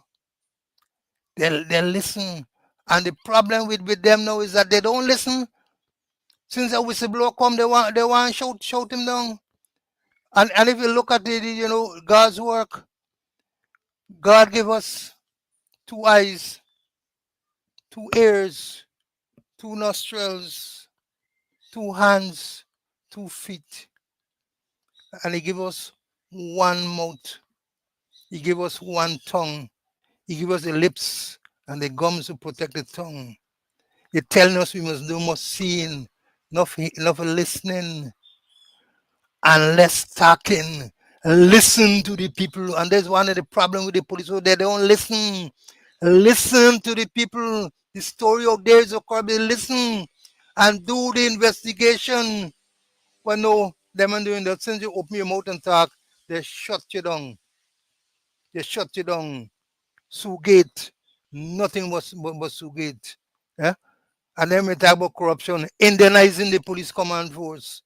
You look at the regions who in charge, Indianizing the guy in the police force. And look at the corruption. The president flew in like a seagull and promoted, right now they promoted over 3,000 persons. Dead people, people who left their work, incompetent people, and all sorts of irregularities there. And tell me there's no corruption, there's no incompetence. So you're going to get a whole set of incompetent people from top to bottom running the police force. And end up by saying, when you're incompetent and you try your incompetent best, you are still incompetent. Well said, my brother. Well said. When we talk about corruption, let me give you all some examples. We know about a senior police officer, Brutus. They themselves say 252 charges, money laundering, misconduct in public office, larceny, 252 charges. And I maintain, let me say this, there is no way on God's earth that Brutus The allegation they're making against Brutus that he could have done those things alone. No way. No way. What about the commissioner? This man was there as the deputy, basically deputy commissioner. You want to tell me they're claiming that Brutus doing all this thing and they can't know? If he know, then he is incompetent. And he should not have been there in the first place. They're charging Brutus, they're throwing Brutus under the bus. He suddenly turned the whipping boy. Right? Claim that Brutus get money from the police finance office or the police central welfare fund, which he should not have gotten. What happened to the police finance officer who would have endorsed that? Again, if he is not in collusion, then he's incompetent. But he's still there, get promoted. They claim that Brutus stole $60 million from the police consumers co-op. Right? The evidence is there, or at least is a statement that when the money was withdrawn, the money, that $60 million, was taken to Ikin's office and handed over to Brutus in the presence of Ikin. So what happened to Ikin? Then you get what happened to the person in charge. You know that to have been instructed to write this check, go and change this check and bring the cash to somebody. This money was supposed to be, according we understand what was said, to repair building, to repair the same building. You know something wrong, and those persons are still in position, they get promoted, right? Then you have $8.5 million. Ikin confessed that he accepted $8.5 million from Amir Ahmad from Sheriff Security to finance Brutus' wedding. You tell me there's not misconduct in public office, corruption. Let me tell you, Almo, cocaine at police headquarters turned to flower. We ain't hearing nothing more about that. Corruption. We're not hearing anything more about that. They told us some months ago, OPR, I think they say investigating, right? No, you're not hearing anything more? Let me tell you, the guns missing. They reported it. I think Albert Tong, someplace else in Barbies. Guns missing. You ain't hearing nothing more. And I am saying this when we talk about corruption too. Only recently, we heard about the police acquiring vehicles from certain places. Those things should be investigated. Because I don't know how the system works, because it's a brand new vehicles. And if I remember correctly, BRE is the agent for Toyota. And therefore, BRE would have been the people to support. But no, one of the supporters is the man who is supplying 21 brand new vehicles, Toyota Hilux, they say, to the police force. You want to tell me there is not some suspicious arrangement that needs to be investigated? Was there a tender? Was there a public tender for these vehicles? Was there? Then they're renting the CID headquarters on Virginia Road. The same man owns the building. How much are paying? How much are paying for that per month? Here's a big sum. It's a corrupt process. Corrupt process, right? And then you have who can deny? Who can deny allegations about the sale of gun license, rampant sale of gun license? Where the price gone up now to $2 million. Where you pay for get gun license. Corruption. Driver's license. Corruption. Their own audit showed that there's corruption. And all this is under the PPP, you know. All this under the PPP. As I said, monkey see, monkey do. The PS May Thomas, PS Home Affairs May Thomas, sanctioned by the US government for corruption, among other things. But they just tell us, they tell us Azzuddin Mohammed and Nassar Mohammed, they get sanctioned. May Thomas, the PS government official, get sanctioned too. PPP official get sanctioned the same thing for corruption, among other things. They want you know about that. Police officer Emnat Shah, in charge of Region 1, sanctioned as a drug trafficker. Let that sink in. That a senior police officer is sanctioned by the United States for drug trafficking. He's a drug trafficker. That is what they have alleged. So when you talk about corruption, is there all around for us to see. And those are just a few that we're talking about. Almost all of the members of the uniformed services, almost all the services, members have been held for trafficking in drugs. Police, GDF, fire service, prison service, all, every one of them. Every one of them. People from those organizations were held for trafficking in narcotics. So the corruption is there for everybody to see. So when Jack Joe and them will come to tell you that, well, you said, let me, I think the slide. Yeah, oh, there it is. Jack Joe will come to tell you that the next PPPC government will establish anti-corruption unit and fully enforce access to information. Access to information, they get a man paying you also the money as commission information. The people, the parties have to be picketing because they can't get no information from him. But let me say this to Jagdeo and Irfanali. In response to this statement that the next PPP government will establish anti-corruption unit. By the time you have come back into office, if ever at all, in the next 40, 50 years, there will be no need for that. Everything will be streamlined. By the time you come back, next 40, 50 years, if so quick. Comrade, let me tell you all this, I say this again. This government is so blinking corrupt. When you get allegation made against the president himself, allegation made against the vice president, and several ministers, and they're not doing nothing, they just deny and move on. Oh, it's false, it's a rumor. And you want to tell me any right-thinking government is not going to make sure that. Let me tell you about some more corruption. I told you all Ministry of Agriculture, that is Zulfikar Mustafa ministry. Vehicles, allegation with vehicle. Luxury auto and custom detailing. And I understand that the owner of that establishment is linked to some minister, which is not surprising, right? January 24, 2023, the steamer vehicle, PYY 8940, for buffing and polishing $95,000.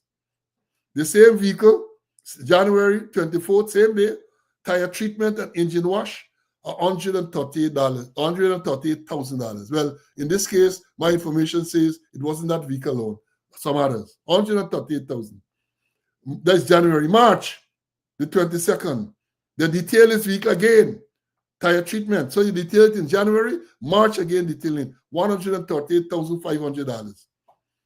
May the 17th, internal steaming, shampooing, $824,000. Same vehicle, PYY 8940, on May 17, 2023, to internal steaming and shampooing, $824,000. Next month, June the 30th, the detail and tire treatment, $165,300. They skip July, so they go to August the 15th, 2023, internal detail and general repairs, $279,300. Then August the 15th, 2 days after, external detailing now. So on the 15th of August, internal detail for $279,000. And then 2 days after, external details, $144,780.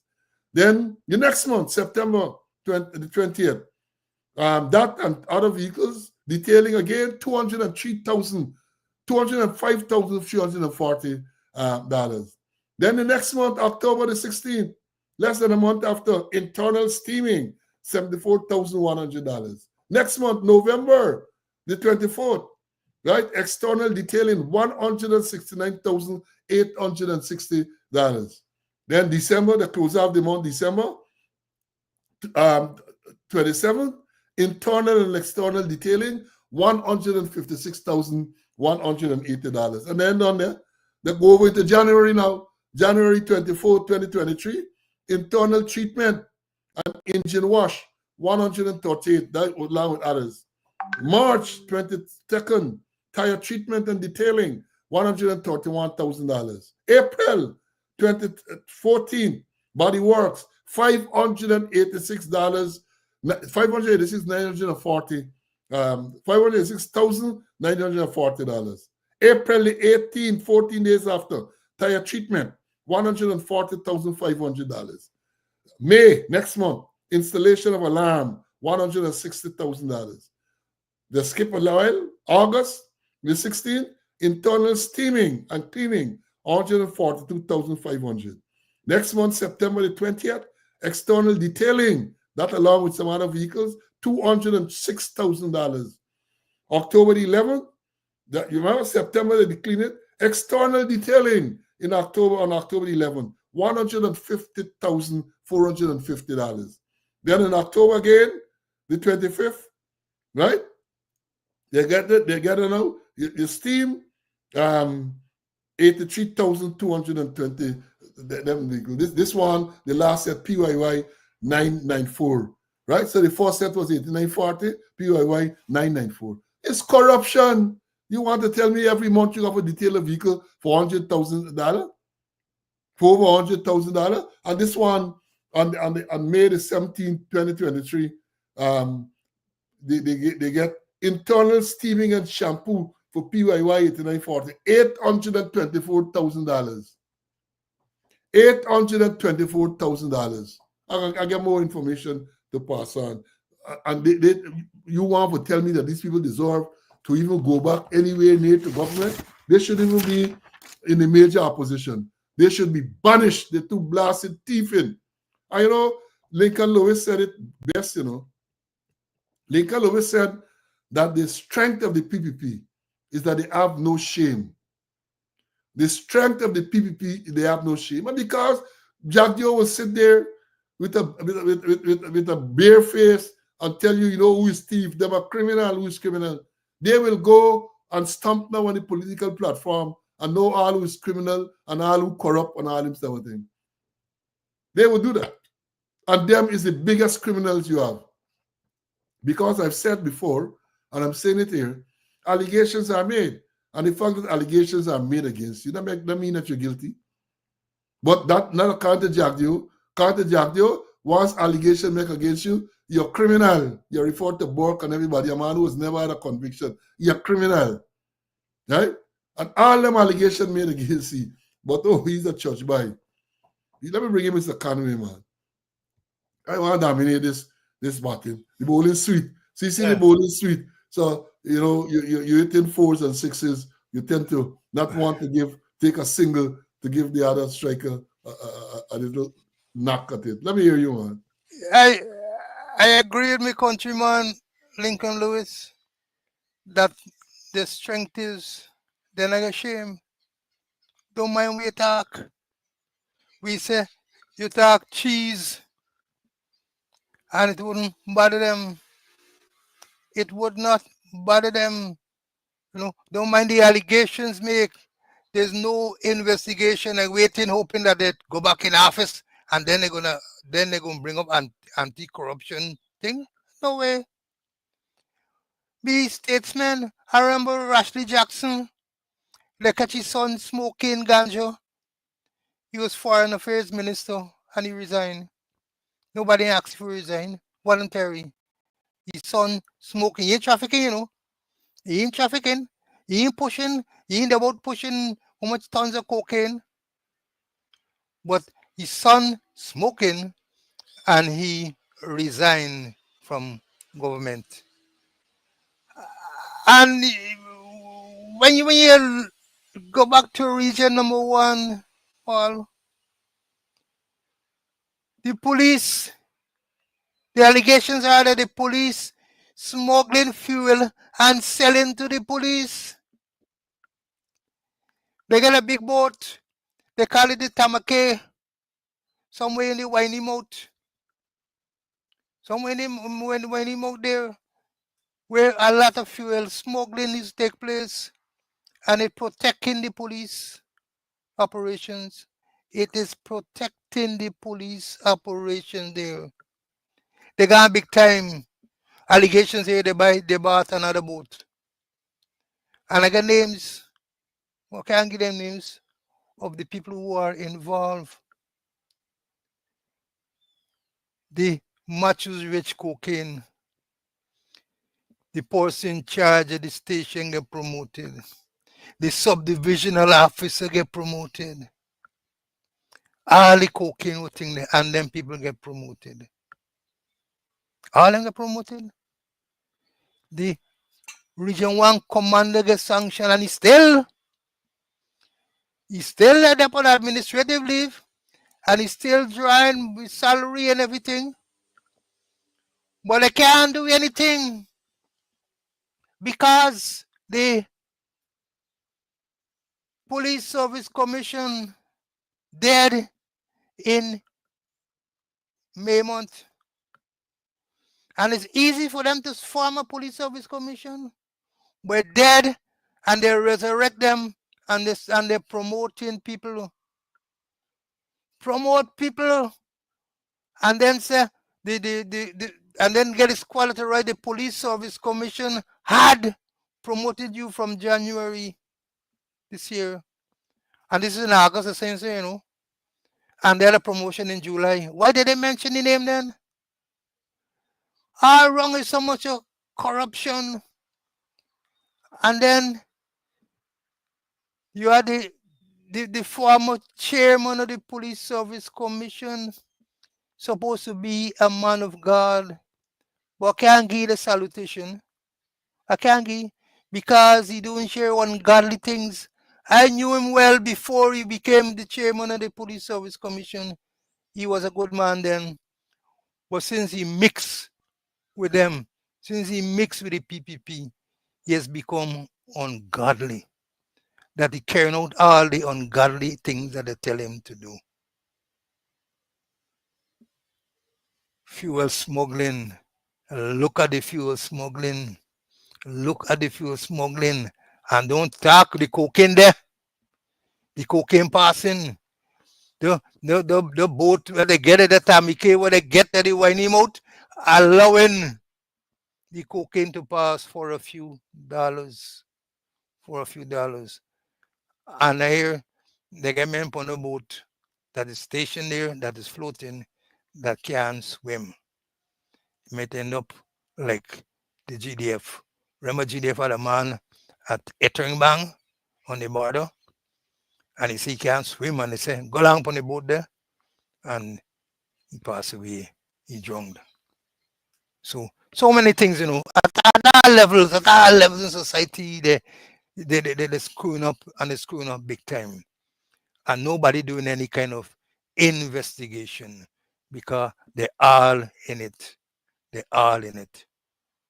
They're all in it. They all are involved. So they all will be consumed. Well, you know, Uncle Sam, I'm sure, is looking. Uncle Sam looking. But coming back to the ex-chairman of the Police Service Commission, Finley, former. It is sad to know that religious man can be associated with all this skullduggery. A man who calls himself a religious bishop, he calls himself that. I call him a chessboard bishop, can be associated with all the lying and all this type of skullduggery. Shame. Shame. Let me tell you something, what a source of mine said, to know what's going on with the drug trade. Master, some time ago, a portion, excuse me, used to sell for $1.6 million. The same portion now sells for $500,000. So in other words, demand and supply. So if you're looking at economics, it means that they got so much on the market now that the price reduces. Winston will tell you about them things. Them man know economics. Demand and supply. It was $1.6 million for whatever quantity. The same quantity now is $500,000. And the man said to me, and that is the reason, he said the thing, the Dora all over the place, right? Cocaine. And it's a worrying thing. A lot of the children, a lot of young people getting involved in it. I hear something with cough syrup and something they're using now. It's, you know, Ministry of Education and Social Protection, all them jumping up and talking, all that sort of thing. I understand CID should get involved. You should get a narcotics branch. You should get a juvenile branch. The thing penetrating to the younger children in school and all of that. But they ain't doing nothing. And you know, it's worrying. And that is why I said it's every reason why every right-thinking person, every right-thinking, law-abiding person should make it your duty to get rid of this thieving, corrupt government. Thieving, corrupt government. Friends, family, and favorite government. The Fs. They're effing it up. And we need to get rid of them. Right? We need to make sure. Don't we say, oh, when they come back in government, as I said before, next 40, 50 years, everything will be sorted out. Everything will be sorted out. So I got nothing for you to do if you're coming back at all. Right? Because I got a strong suspicion some of y'all gonna end up in orange suit, you know. I get my crystal ball tells me that enough of you ending up as guests of Uncle Sam. And maybe that's why even 1 week before elections, almost a week left, just over a week, they're not travel to the US for say they're stomping, and they're not travel. They're not wonder why. Less than just over a week rather from election. President then going to the US for talk to his supporters.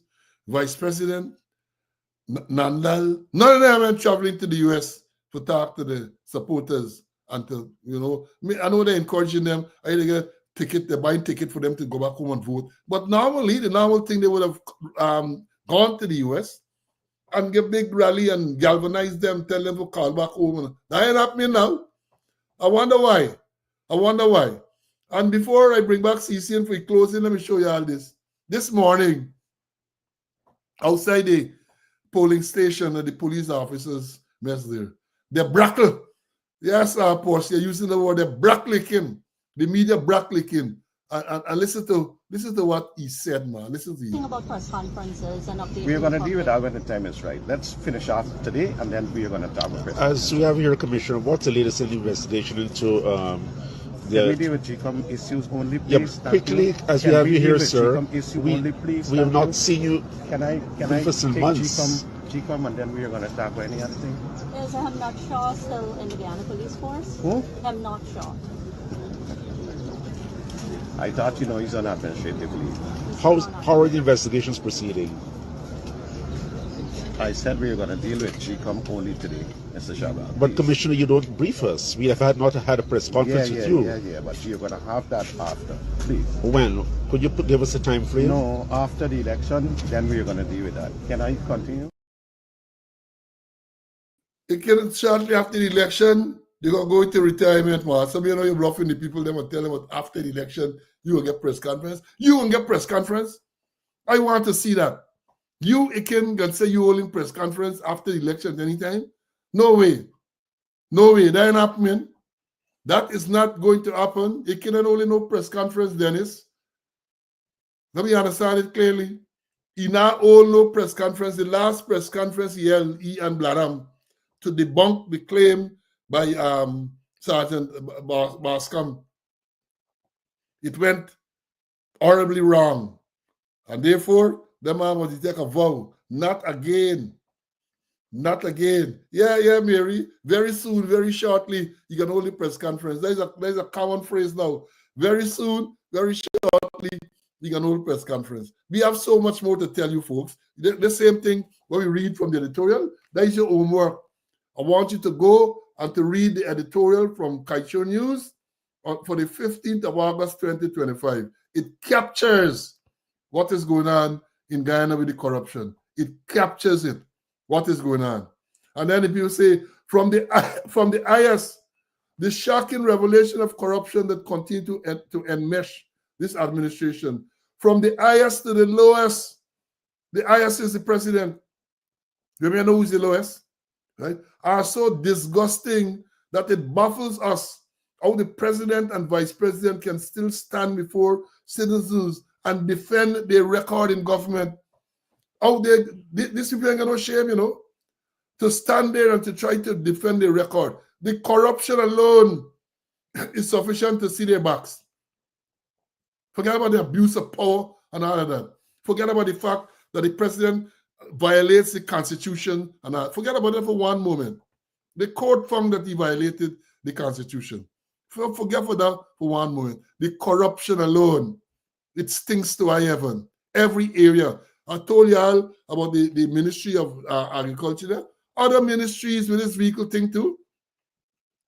Other ministries, Ministry of Natural Resources, Ministry of Works or whatever his name, Social, Home Affairs. I get all the records there. Run-ins going on, run-ins.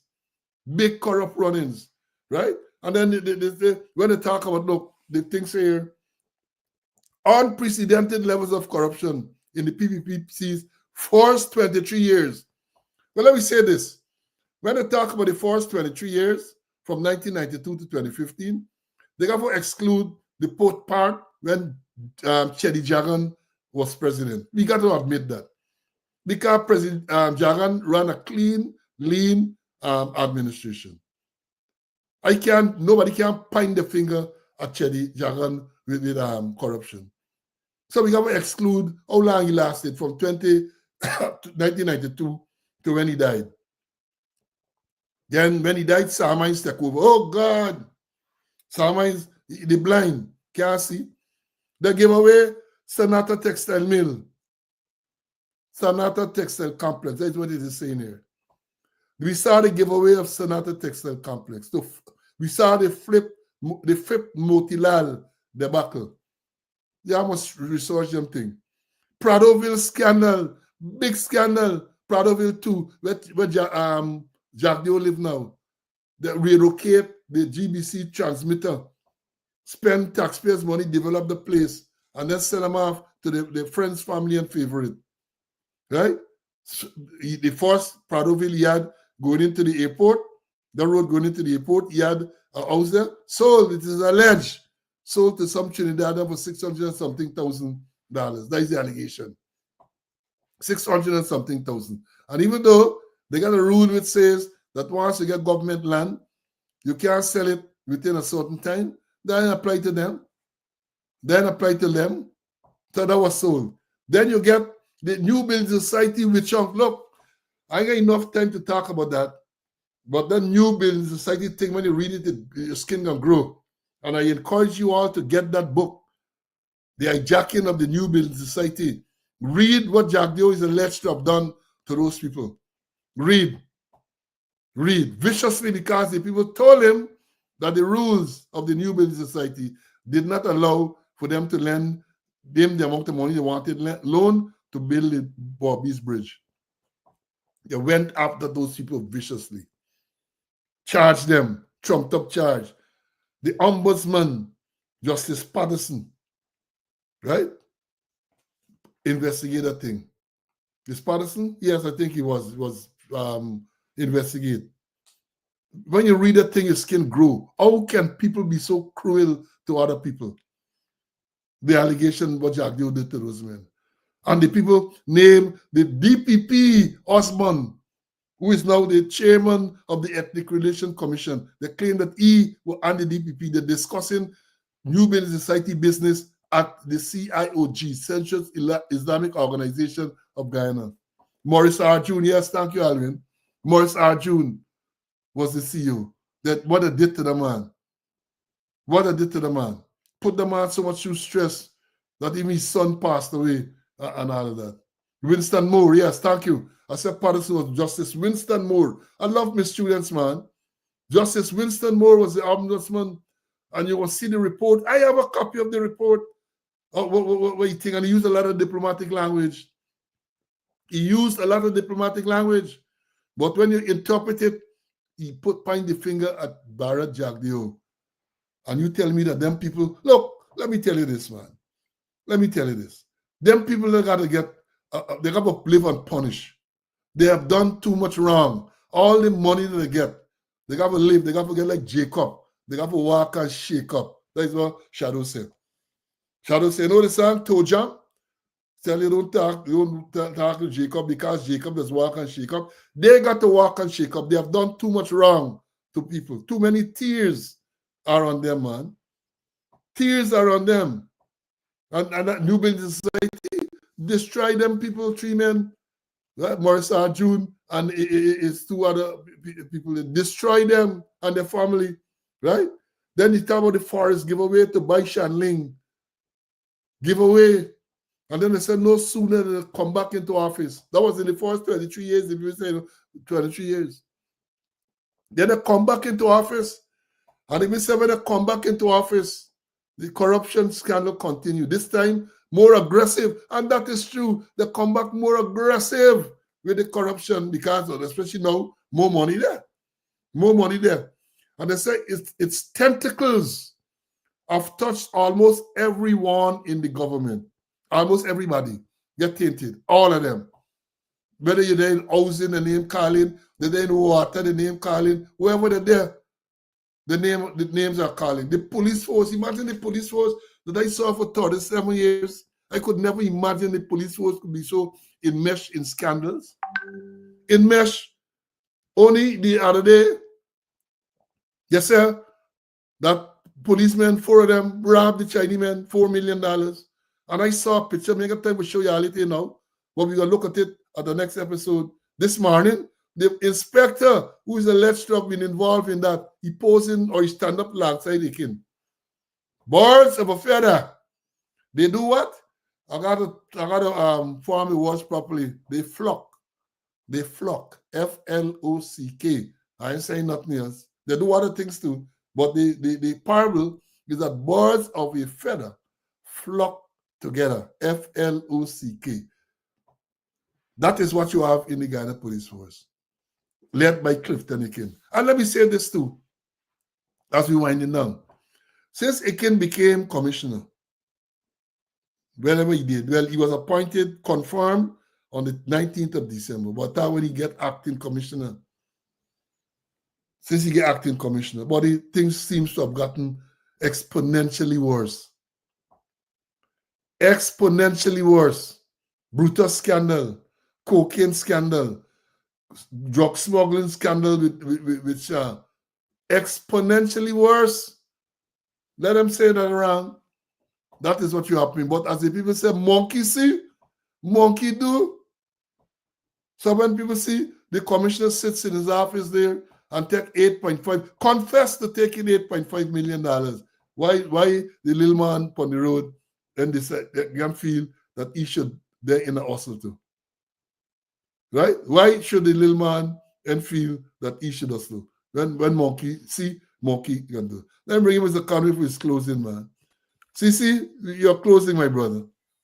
Okay, I understand there, I talked to everybody before, that there are massive financial irregularities in Region 6, Region 1, Region 8.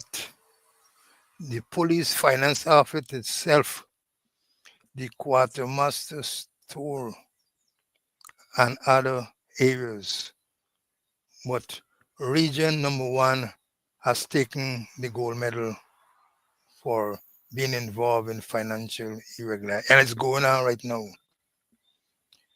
I know when I'm going to investigate.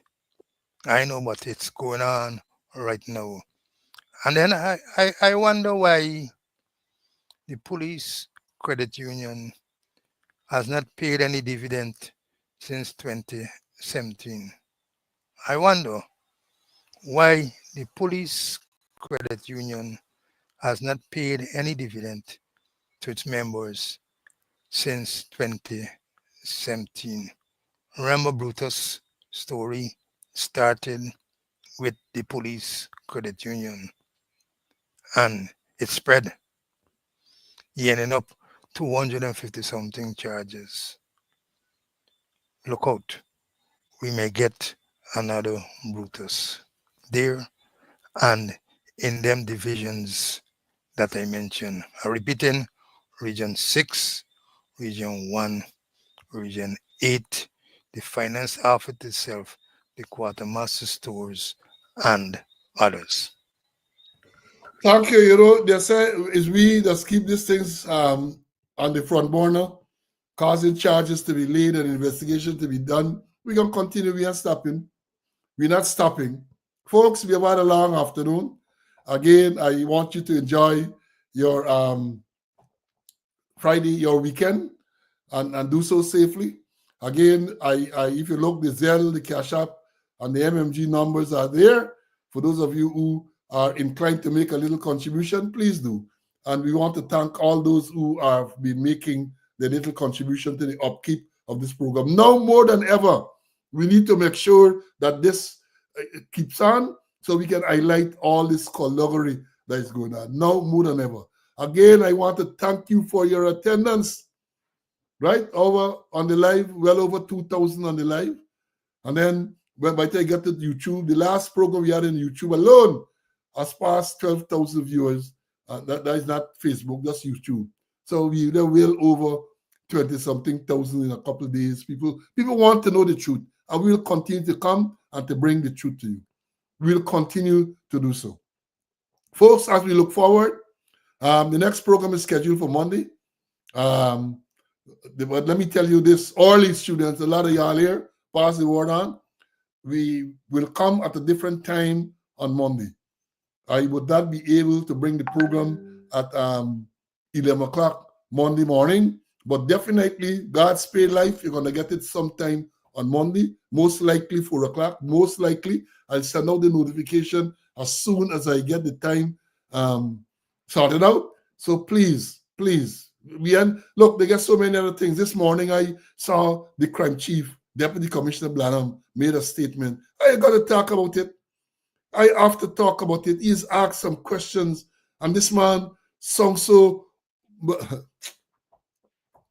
Monday we can deal with that. God's Spade Life Monday we can come and we're gonna deal with that.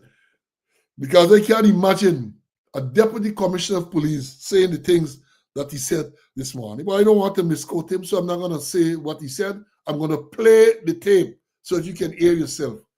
And when we talk about corruption and incompetence, you will see exactly what we are talking about. At that level, that senior level, a man who's supposed to be a lawyer, admitted to practice law in Guyana, even though he says he's a COVID lawyer, to hear the gibberish and the nonsenseness that he said this morning. We're going to talk about it. Because I mentioned everything is OPR, everything is OPR, everything is OPR. Right? So then I investigate. Let me tell you, whet your appetite. Because when they asked him about Emnat Shah, the crime chief said that CID had investigated. In other words, he said matters like that they don't investigate. A police officer sanctioned as a drug trafficker, and the crime chief, perhaps they say, correct, is that the correct designation? Deputy Commissioner Law Enforcement says to us that is not a CID matter. So who can investigate it? Who will investigate? Folks, we had a long afternoon, as I've said. I implore you again to stay well. You know, the last weekend you had so many deaths on the road. I think it was like about 7 deaths on the road in Guyana. Be safe. Be safe, and until we reach it. Well, I don't want to back this therapy. I know Sample can tell me you want to back the table. So here we go. Sit there and fabricate that. Unless you say who the person is, I can't comment on anonymous people. Okay, well, let's talk about specific individuals. What is your relationship with Mr. Sujurong? Su? Oh, Su? My relationship? Nothing. He's a tenant in my place, yeah. And he's a good friend of yours? Yes, yes, he is a friend of ours. He claims. And because it's Friday, you'll get a little bonus. You who are out there, if they come, we got to shoot and scoot. And shoot good and scoot. And keep shooting and scooting until help arrives. You have to tell me that them people must come back in government? You want to really tell me? And then, you know, Barlet remind me, Barlet want to hear the big tune. Let me play the big tune for y'all, man. Every 5 years, when the breeze gets strange, and the moon high behind cloud, let us rise again, not to haunt your house, but to haunt the ballot box.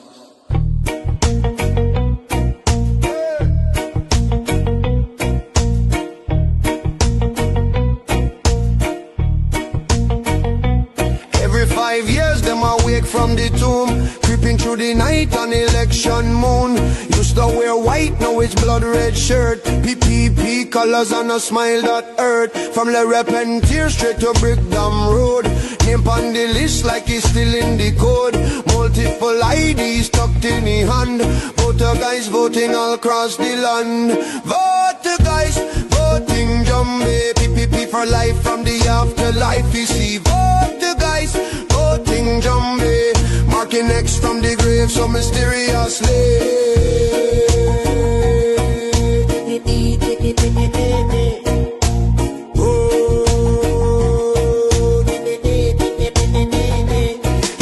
Life we deal in big contract, road and bridge with a ghostly kickback. If you talk too loud, he drift through your walls. Say shish my child, the PPP call from Bartica Shore to Burbis Bridge. He floating cross like a phantom fridge. Nobody know how we pass the gate, but he first in line when it's voting date. Vote guys, voting Jumbie, PPP for life from the afterlife. You see, vote guys, voting Jumbie, marking X from the grave so mysteriously.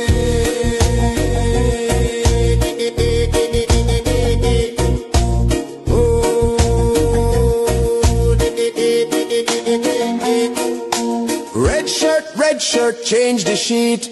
Walk from the grave to the polling street. Dead today, alive on the roll. Election rigging is the only goal. When he done, he fade in the night, whispering low, PPP win the fight. Back in the coffin, back on the ground, till the next 5 years come around. So if you see a shadow in the polling line, and the man behind you cold as ice, don't turn round, don't make eye contact. It's just the voter guys, the voting Jumbie.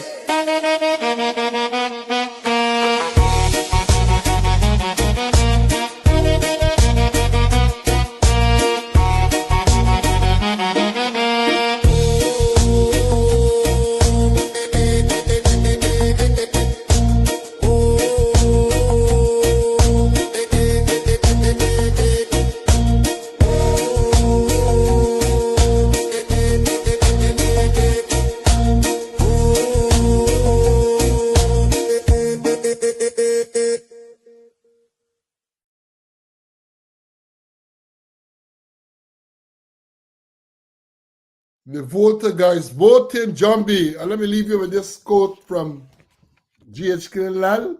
He said, what we have today is not a government, but a gang of gangsters. For the most part, what Guyanese are for leaders today are nothing but out-of-control lunatics, pathological liars, unreconstructed racists, and political sadists. I leave you with that. And by now, Giant Services would have finished voting. And, well, you remember, no counting. You got to go to the various regions and mix to think. Let me see how that will work. Let me see. But again, I say some of the glitches that are identified today, like people allowing to go in the polling place with phone or some device to take out how they vote, that spells danger. That spells danger. And other stuff spells danger. So, folks, stay well. Stay well. Enjoy your weekend. And as I've said again, Monday, the time will be communicated to you. But stay well until we reach then. Bye.